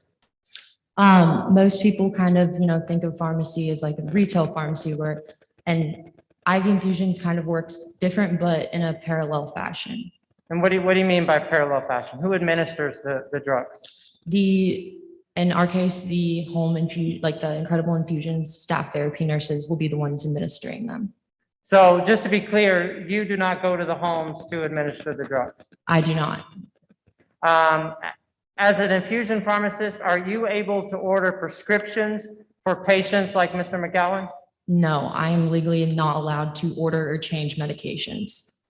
And what happened when you received the order from Mr. McGowan's primary doctor, Dr. Franks? I received that order on March 12th, and I reviewed all the information. The levels were accurate and in between range, and I put together the medication. And so then once you put together the medication, who do you give it to? The home infusion staff therapy nurses. And what kind of patient monitoring is appropriate with these type of medications?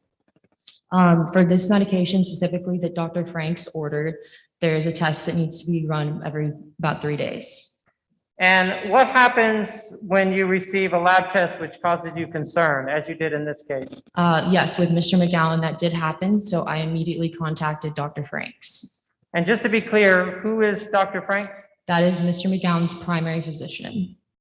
And what was the result of your communication or collaboration with Dr. Franks?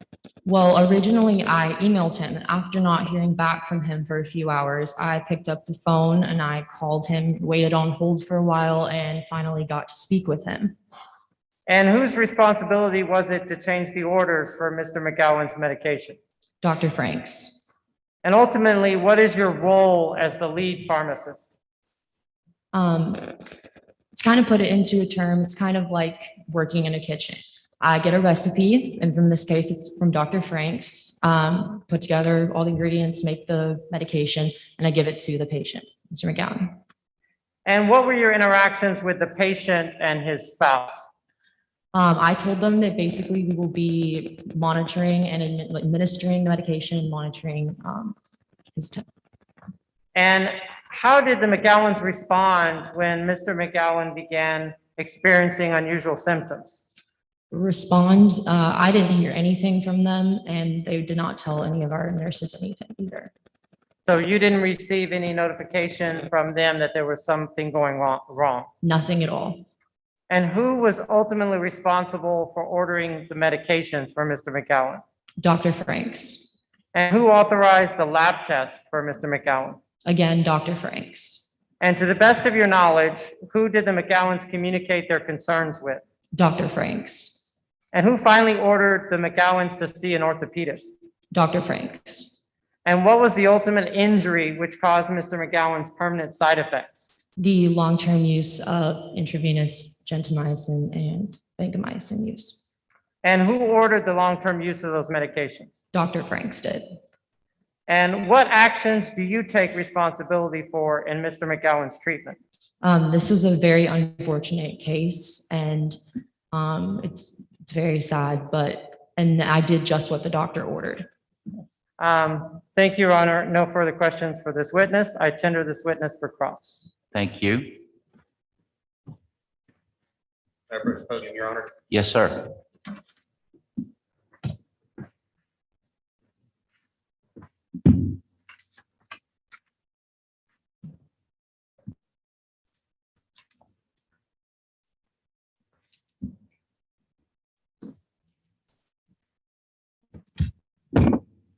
Good afternoon, Dr. Allgood. How are you? I'm good. How are you? I'm good. Thank you so much for asking. Did you ever obtain the results of the lab test ordered by Mr. McGowan's physician? Can you rephrase that? Did you ever receive the lab results ordered by Mr. McGowan's physician? Which? Any trough level test, anything? Did you receive anything from that physician?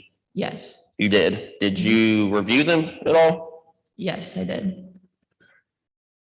All right. And after you reviewed them, did you evaluate them? Yes. Okay. So after you obtained, reviewed, and evaluated those, did you contact Mr. McGowan's physician when you noticed that there might be a need for a change? Yes, I did. How many times did you try to reach that physician? I emailed him and then I called him and I got to talk to him. So you only emailed him and called him? Yes, how else am I Correct. supposed to call him? Okay. And was that on one day or separate days? That was on the same day. So you only tried for one day to contact that physician? Well, when the next test came in and his kidney functions were increasing and were looking better, he didn't include the test. So I assumed that meant that he knew what was going on and he had made the appropriate adjustments. So you simply assumed that everything was okay because the physician didn't contact you? No, because his kidney functions were increasing. Well, ma'am, I don't mean to sound rude, but you did just say you assumed that it was fine with the physician. I had made my concerns to him and he had acknowledged them, and I had done everything I could at that point. So after you try for one single day to reach the physician and those trough level tests came back, do you remember seeing those trough level tests? The trough level test did not come. They did not come in? They were not included in the next. So you had no idea about any type of trough levels? You didn't think that these trough level tests should be completed or done, or you didn't want one ordered? I had already communicated with Dr. Franks that his kidney functions were decreasing and that the trough level test should be ordered, and he acknowledged my concerns, and I cannot order tests. So after that initial conversation, did you pursue the matter any further? When the other test came back 3 days later and his functions were back looking normal and increasing, no. So did you dispense the drugs to Mr. Allgood without that trough test? Yes, And you did so knowing the importance and effect of those trough tests, correct? yes, Yes? And once again, you did not work in collaboration with Dr. Allgood to administer those medications, correct? what? You did not work in collaboration with the physician to administer those drugs? Dr. Franks? Dr. Franks? Yes, Forgive me, I'm sorry, I apologize. Did you have a duty to Mr. McGowan to use the care of a reasonable and prudent pharmacist? Yes, at Incredible Infusions, we have a standard of care policy. So you guys do have a standard of care policy at Home Infusion? Yes, Okay. And that was developed pursuant to your company's policy, correct? You guys came up with that in-house? it's in accordance with the national guidelines of standard of care. Okay. So did you ensure that Mr. McGowan understood the proper use and administration of the 2 drugs that you prescribed him? Yes, I spoke with him and his wife and told them to let me know if there was any unusual symptoms, and I explained what those were as well. Would you agree that the McGowans don't have any medical background and education? Objection, Your Honor. State your objection. Speculation, knowing what training the patient has is beyond the scope of her knowledge or relationship with the patient. Thank you for objection. Overruled. You can continue, counsel. Thank you, Your Honor. Could you please answer the question? Can you repeat the question? Yes, ma'am. Yes, ma'am. No problem. Y'all just remember, we have a court reporter taking this down, and when y'all talk into each other, he has a difficult time getting what you said down. So let's make sure we pause a little bit before our answers and our questions. Continue, counsel. Understood, Your Honor. Thank you. Would you agree that the McGowans don't have any type of medical education background, such as they've never been to medical school, they've never been to pharmacy school? Can you agree with that? Not to my knowledge. Not to your knowledge, but you expected them to have a few-minute crash course and recognize the things that could be wrong in a complex situation such as this? Well, as Miss McGowan said, when she's been with her husband for so long and noticing he can't even get out of bed or walk, I'd assume that they would know that. And I had told them the symptoms and side effects, and that if they were experiencing them, to let any of the nurses or myself know. Do drug monographs for gentamicin list trough levels as a requirement as a monitoring parameter? It is a monitoring parameter. And it's a required monitoring parameter, correct? In certain cases, yeah. Yes. What about for vancomycin? Are these trough tests a requirement? Yes. Yes, they are. Okay. Now, are these drugs cleared through the kidneys? Does a decreased kidney function lead to increased concentrations of toxins within the kidneys? Yes. If there's increased concentrations, could that have long-term negative effects on the patient? Yes, it can.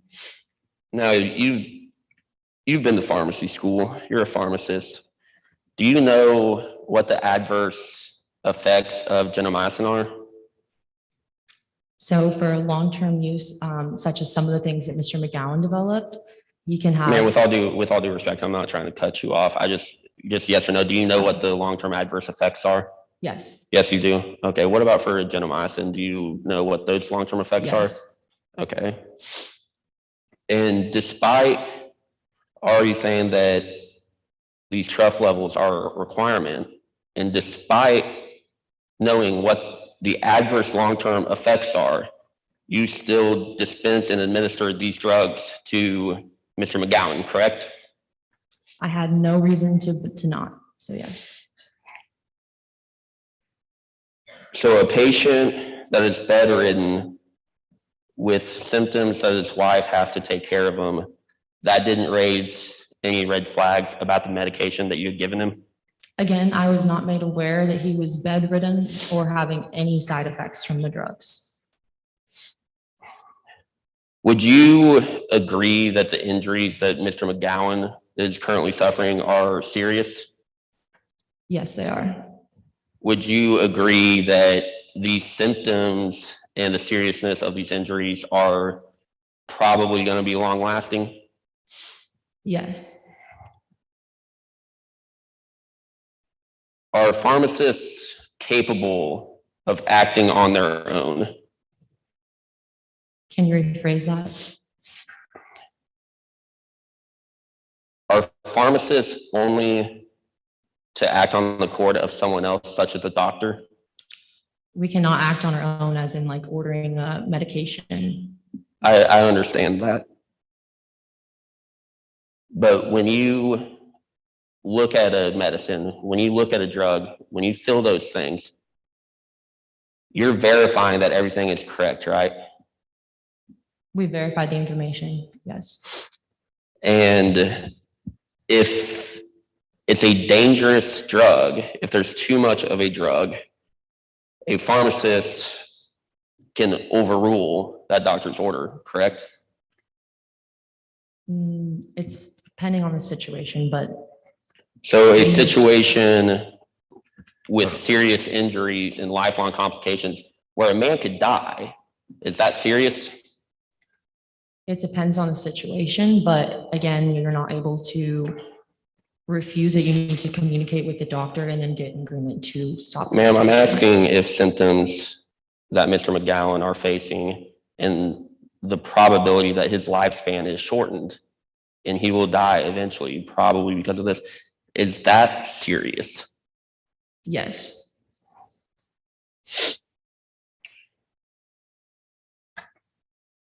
That's all we have, Your Honor. Thank you, Thank you. Counselor. Redirect. Yes, Your Honor.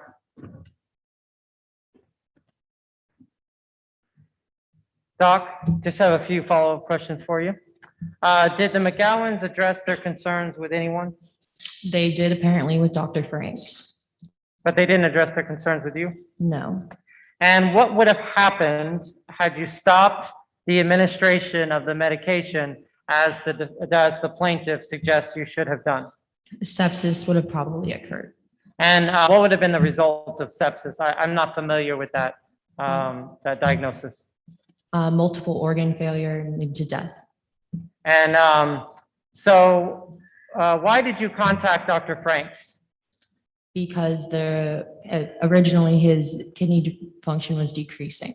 And what did Dr. Franks do with your concerns? To me, it seemed like he acknowledged them and would make the appropriate adjustments as he found necessary. And how much control over Dr. Franks' actions do you have? None. And who was responsible for adjusting Mr. McGowan's medications? Dr. Franks. And as you were previously qualified as an expert, in your expert opinion, who was ultimately responsible for Mr. McGowan's unfortunate permanent side effects? Dr. Franks.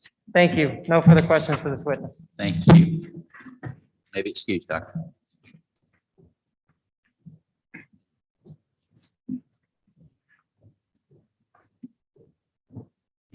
Anything further from the defense? Nothing further from the defense. The defense rests at this time. Thank you, Counselor. Anything from the plaintiffs? No, Your Honor. All right. Anything else from you? Y'all done? At this time, we'd like to initiate the closing arguments. Okay. I don't know if we need a break yet. We shall not take a break, but we shall begin our closing arguments. And just for the benefit of the jury, you're going to receive your jury foreman will instruct you on deliberations. We're going to, after the closing here, we will be finished with the trial component, and then we'll have a break for lunch. But I'm assuming Maggie or somebody will come up and give us some instructions at the moment. So keep your seats when the closings are done for further instruction. All right, plaintiff, you ready? Your Honor, may I first reserve 2 minutes of time for rebuttal? Yes, sir. May I please approach the podium? Yes, sir. Thank you, Your Honor.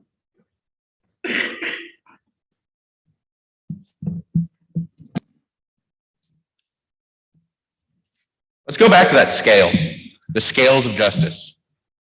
One side you have the plaintiff, one side you have the defense. Now, I don't know about you, but hearing the testimony, hearing the arguments being made, I think it's pretty clear the plaintiff's side is a lot heavier. And why is that?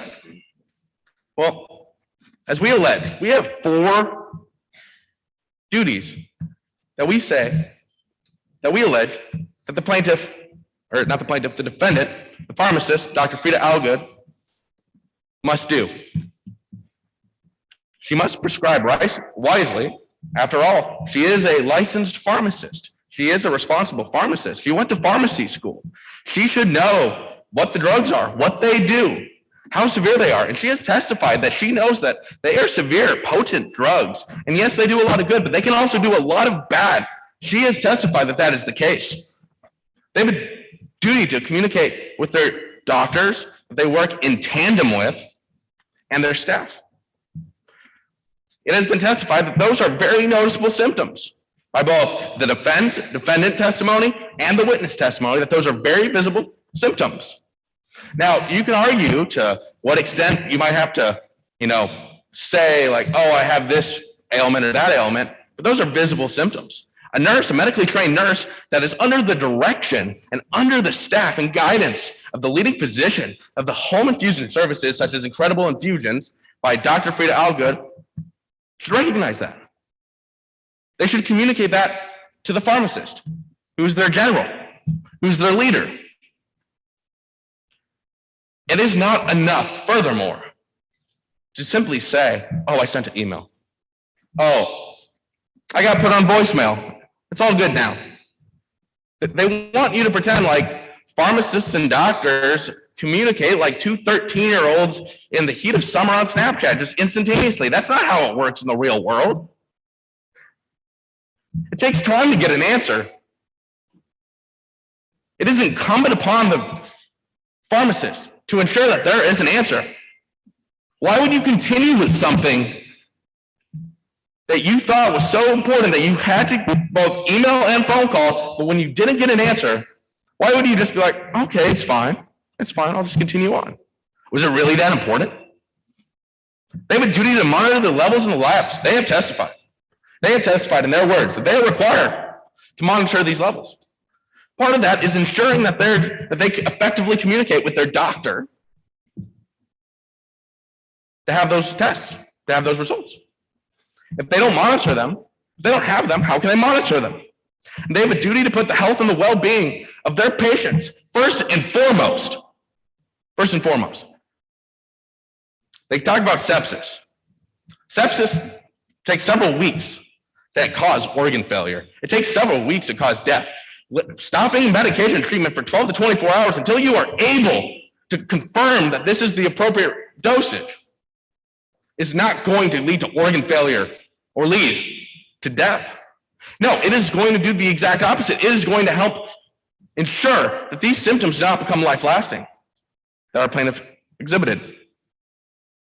We have proved through our testimony of our witnesses and the testimony of theirs that Dr. Frida Allgood breached all of these duties.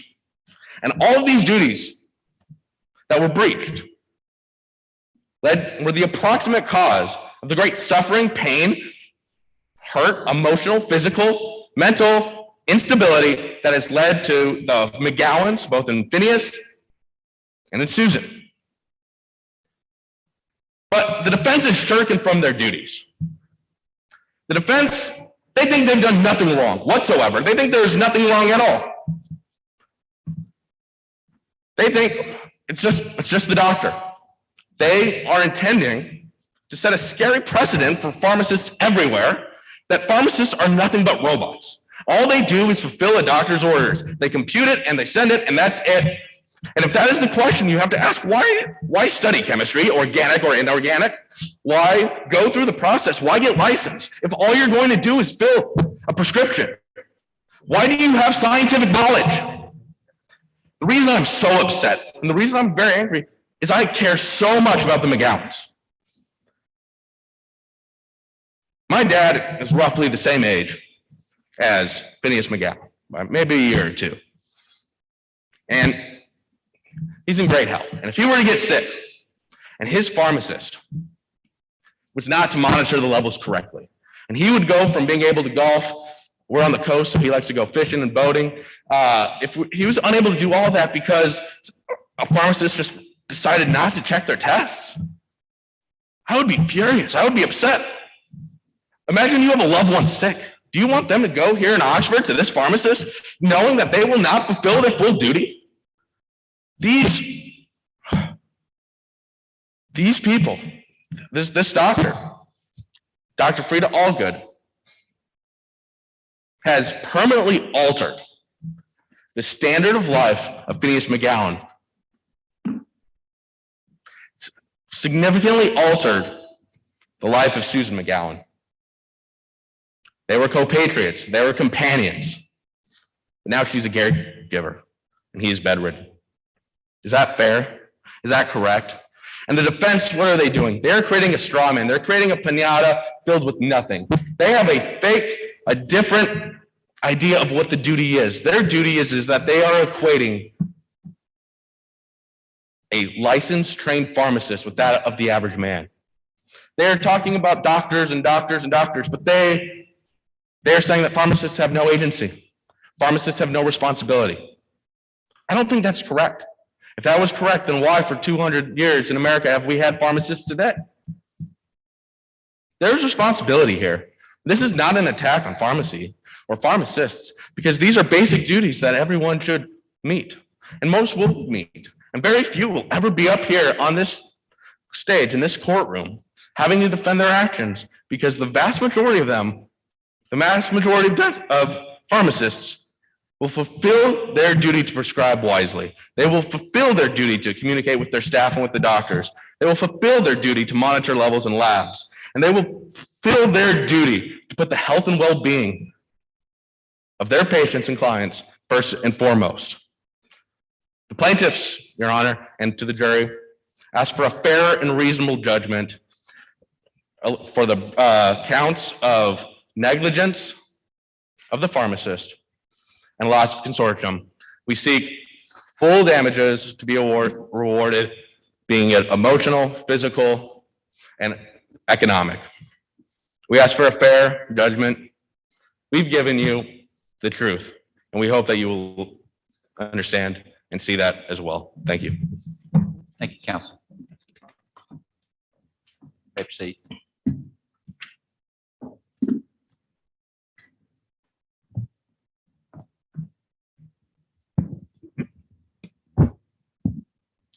May it please the court.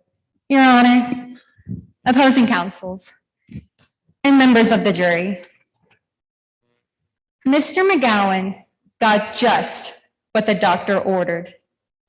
His current physical state is at the fault of his primary doctor, Dr. Franks. Now, there's been a lot of doctors thrown at you today, so I'm going to take the time to identify and clarify those doctors. The first one being Dr. Allgood, or Doc, the pharmacist.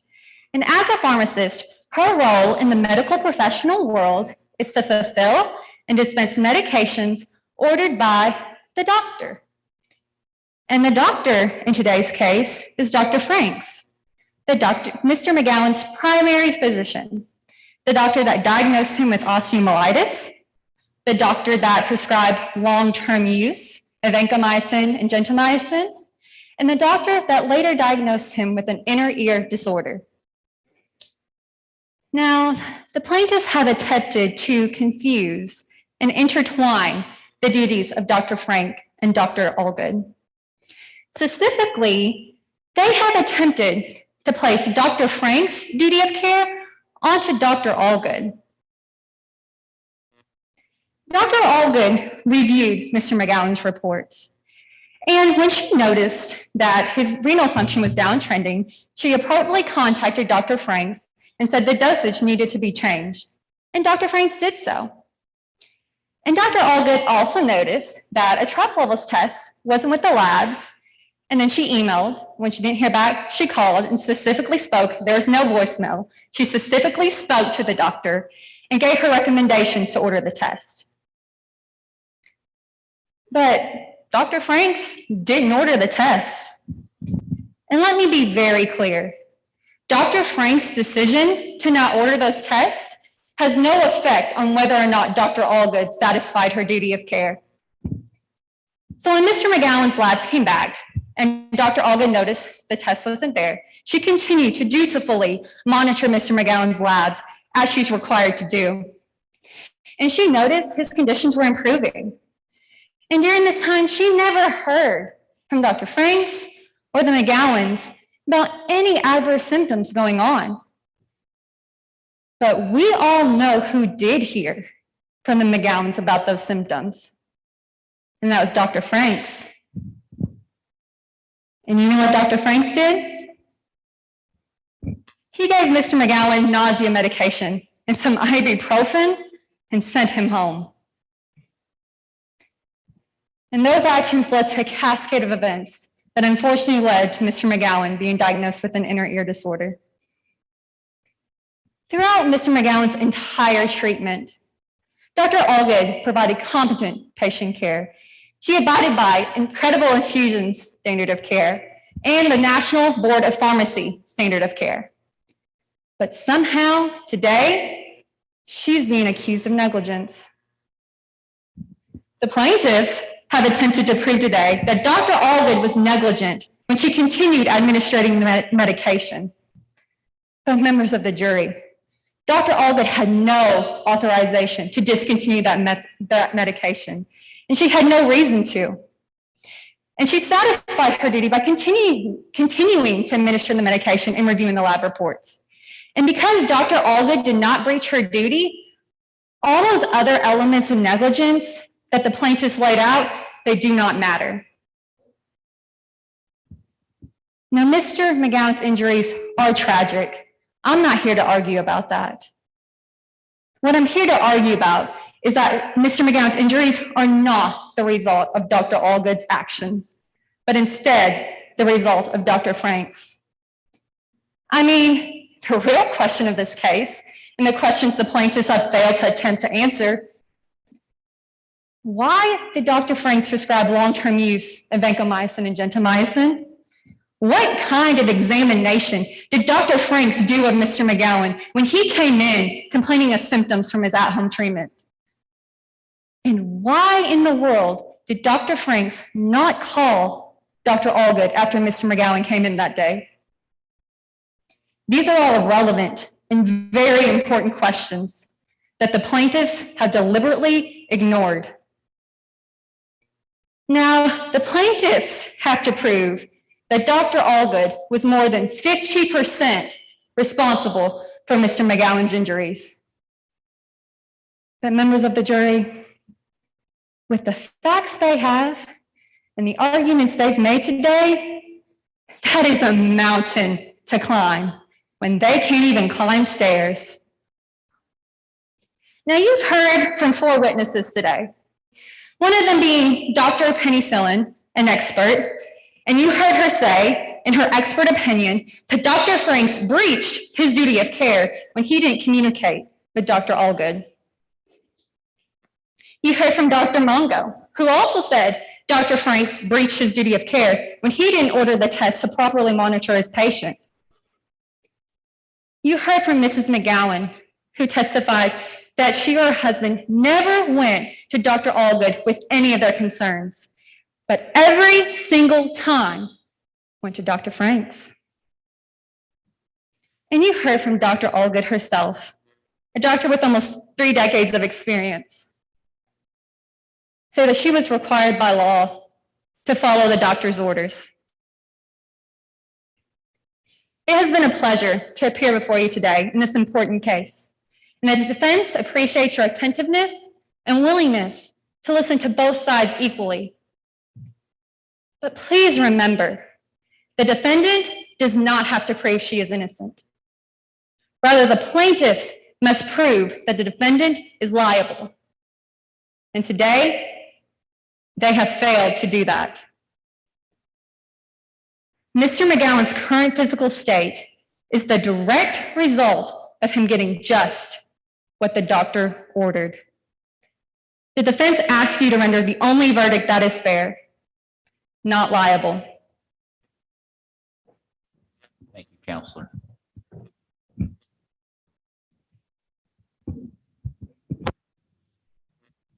Honor, may I approach for rebuttal? Yes. You'd reserved 2 minutes, I believe. Yes, sir. From the timekeeper. We still have that allotted. Yes, okay, you may proceed. Just what the doctor ordered, just what the doctor ordered. It's pretty obvious that they practiced that line for a long time, maybe because they were unsure whether or not it would actually stick. The thing here today is that if you heard the testimony of Dr. Frida Allgood, what did she say? She was given hypotheticals and situations. And she said, even if she knew it would lead to death, she tried to argue that, well, the doctor ordered it. Does that sit right with you? It doesn't sit right with me. I think it is very clear that there is a significant amount of duty that is required of being a reasonable, a prudent pharmacist, someone who is a licensed professional. Why? Why go through all this? Why do all this training? Dr. Frida Allgood admitted she did not monitor the levels correctly. And yes, is there blame for Dr. Fred Franks? Yes, but he's not on trial here today. But all she did was she sent a phone call, sent an email, and got no response. No response. When in your entire life has no meant yes? We've taught every day, no does not mean yes. No response does not mean go ahead. How does she know that? How do we know? She didn't give Dr. Franks the appropriate time to respond. Does no mean yes to you? Thank you. Thank you, Counselor.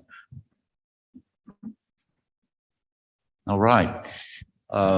Maggie. At this point, we are at the conclusion of the trial. In a normal trial, the jury would be instructed. And of course, at the beginning, during the voir dire, to even get to the selection of a jury, there was a lot that happens. And so we're going to ask our boss in this particular competition to come up and give you further instructions on what will happen next. Yes. First, I just want to thank everybody for coming today, and I want to extend a huge applause to all of our participants today.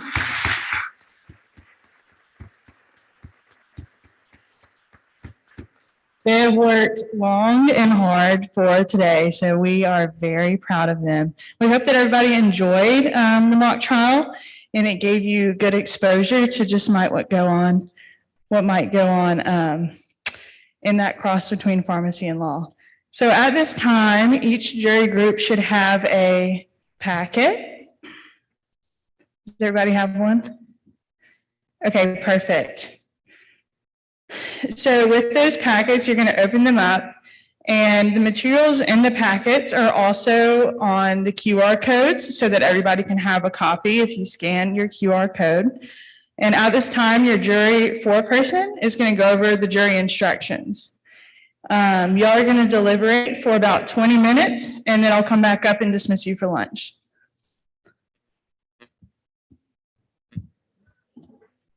So going to deliberate now, then before lunch. They're just going to read the instructions.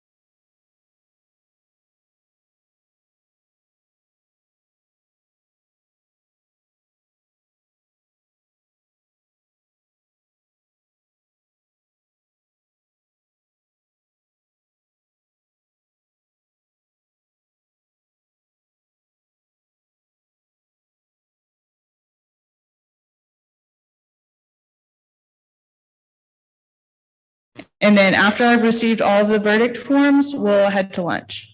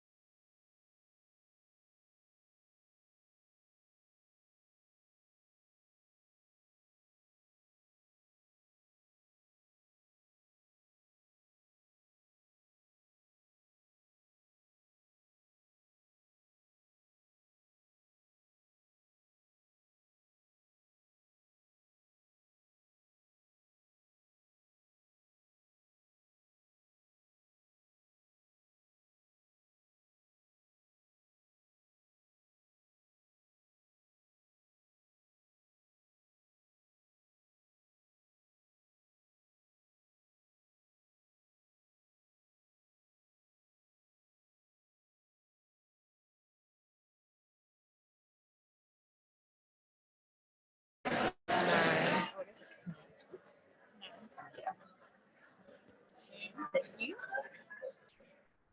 Give me some 3 more.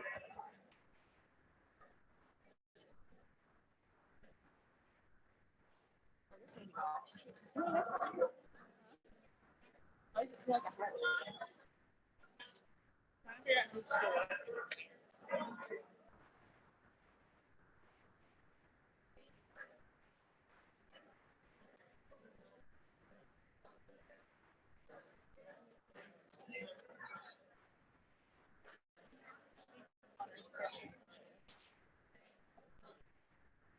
There's one.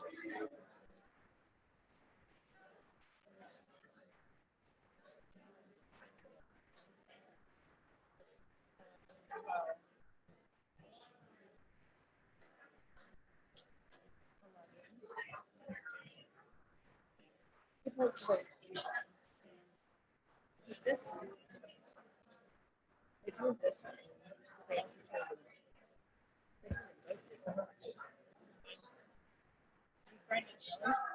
Yeah, I was set like this and this is one. Yes.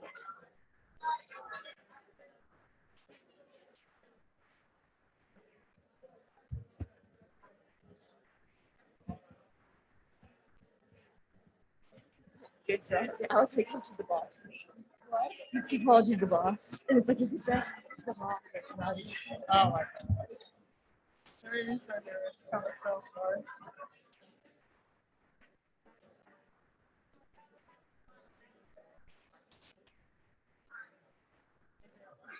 I think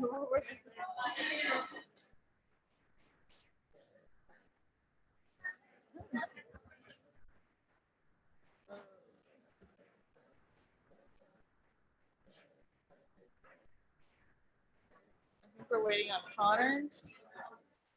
'Cause look at how he's like talking. I'm handing his food. Okay.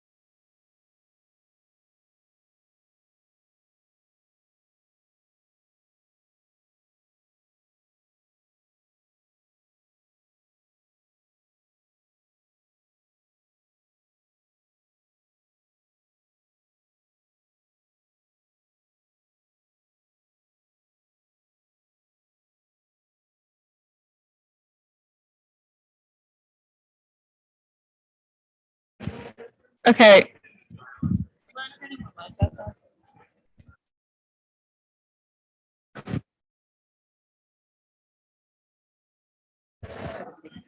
Okay, at this time, I'm going to dismiss for lunch, and you need to be back here, ready to start at 1 o'clock. Thank you.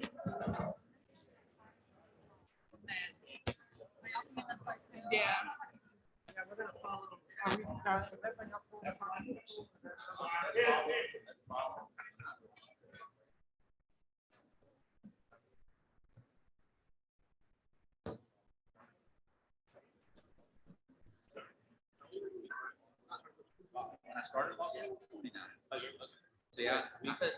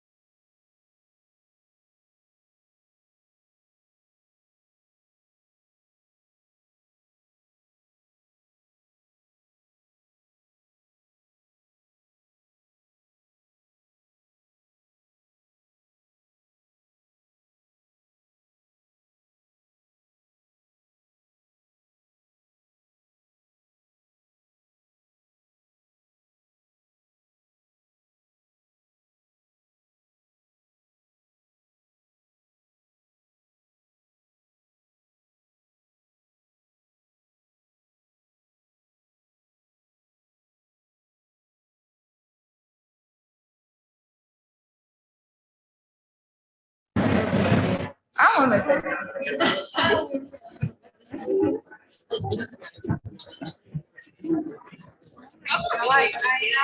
I know, like, this is good. Everything's fine. Everything is fine. I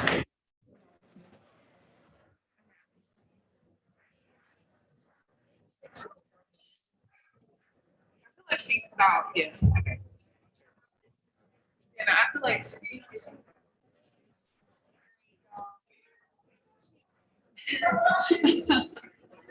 You know, they never discussed it.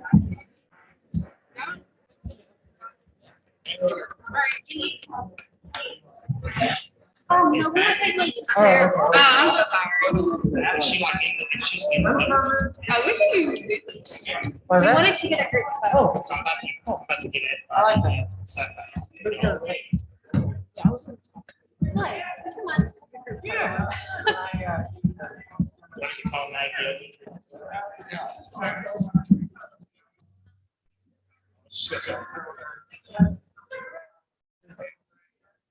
There we go.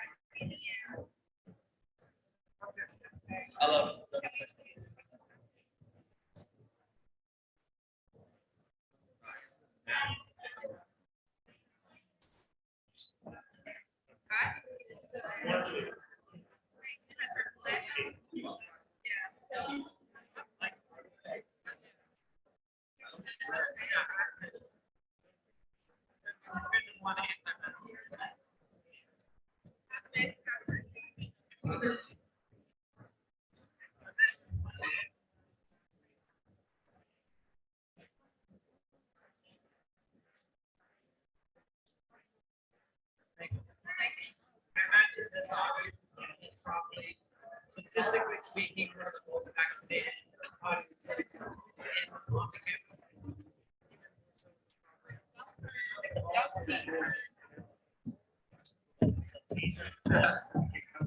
Oh, that's right. Yeah, probably. That's probably an NCAA.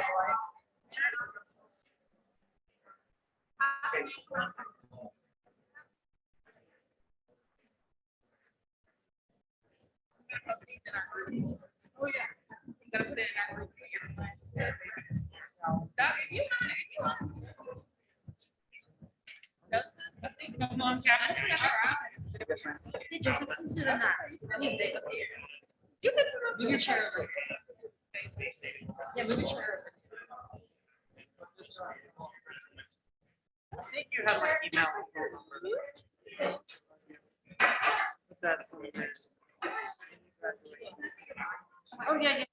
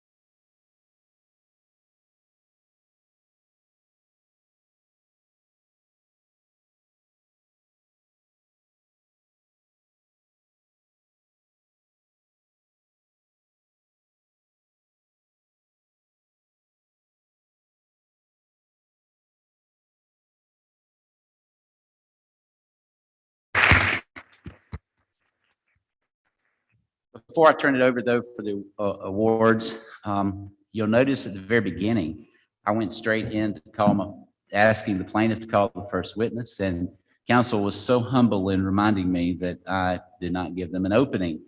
Just so you'll know my history, I used to serve on the Mississippi Supreme Court, but before that I was a Chancery Court judge in Mississippi, and those judges don't have juries.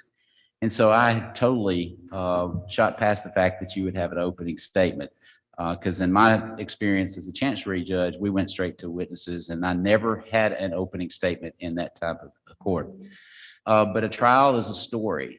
You know, just like a book, when you read a book and you finish a chapter, you move to the next chapter, and each witness is a chapter of that story.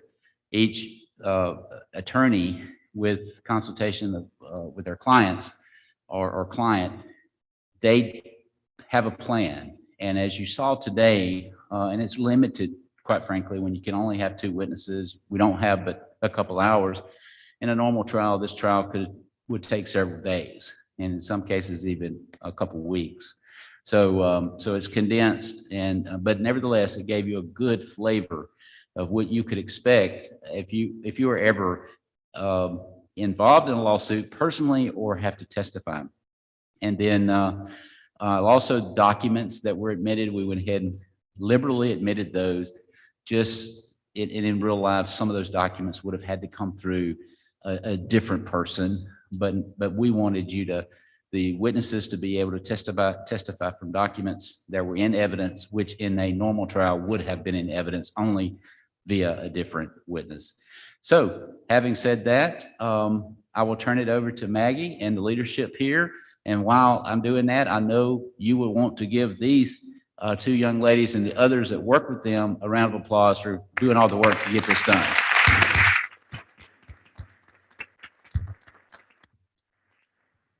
Would you like this microphone? Thank you, Justice Pierce. And at this time, we want to thank Justice Pierce for coming today and presiding and taking the time to teach both law and pharmacy students a little bit about trials.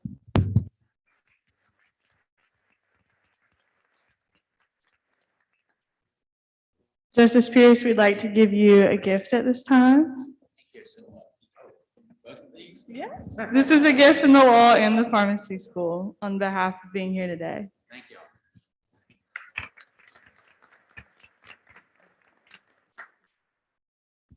So at this time, we're going to move into awards. So throughout this process, it was very hands-on with a lot of students. So there was a case creation committee in all of this who drafted all of the depositions, expert reports. Everything you saw today was drafted by members of the IPE board, which is very impressive. So we want to recognize a few students who had really outstanding work product. And so we're going to give awards for the best complaint. The best complaint was filed by one of the plaintiff's attorneys and chosen by the advisors. And so best complaint goes to Gabby Carter.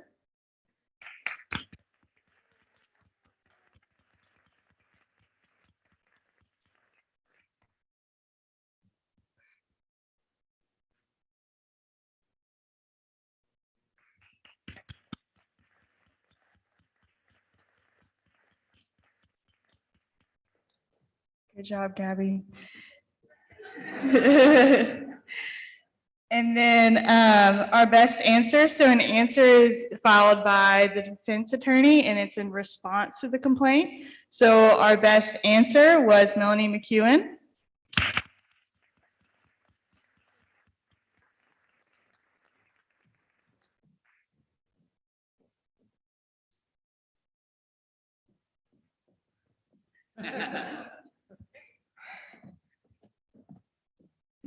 And then we also had a best expert report. So the expert report were the documents that our expert witnesses referred to for their testimony.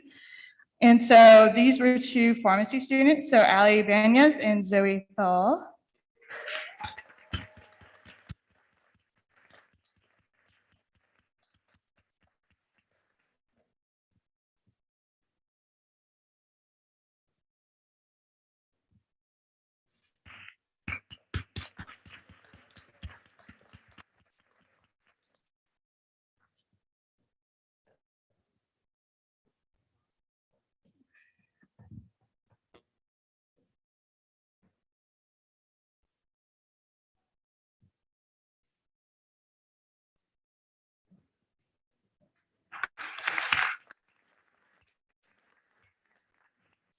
Thank you, ladies. Okay, so our next two awards are Best of Law and Best of Pharmacy. To give a little background on these awards, before this round you saw today, there were two preliminary rounds. And during those rounds, everybody you see up here before you was scored in each round. And so these Best of Law and Best of Pharmacy awards are really a comprehensive recognition of who the overall best law student and pharmacy student was for this competition. So the Best of Law award goes to Sarah Schnaithman.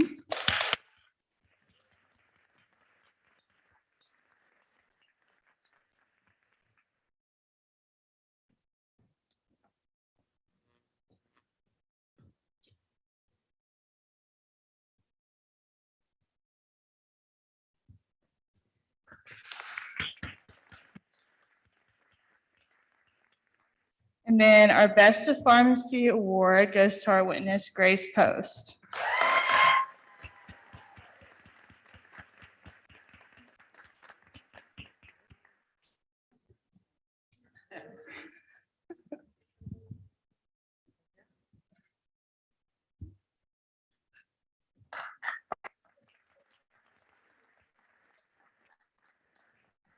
So big thank you to everyone who's contributed to today, and thank you to all of you guys for being here today, and a shout out to our advisors, Professor Pittman, Dr. Earl, and Dr. Adcock. None of this would be possible without them today.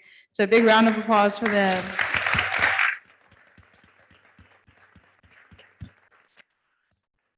Thank you so much for coming today, and we hope you enjoyed the IPE mock trial.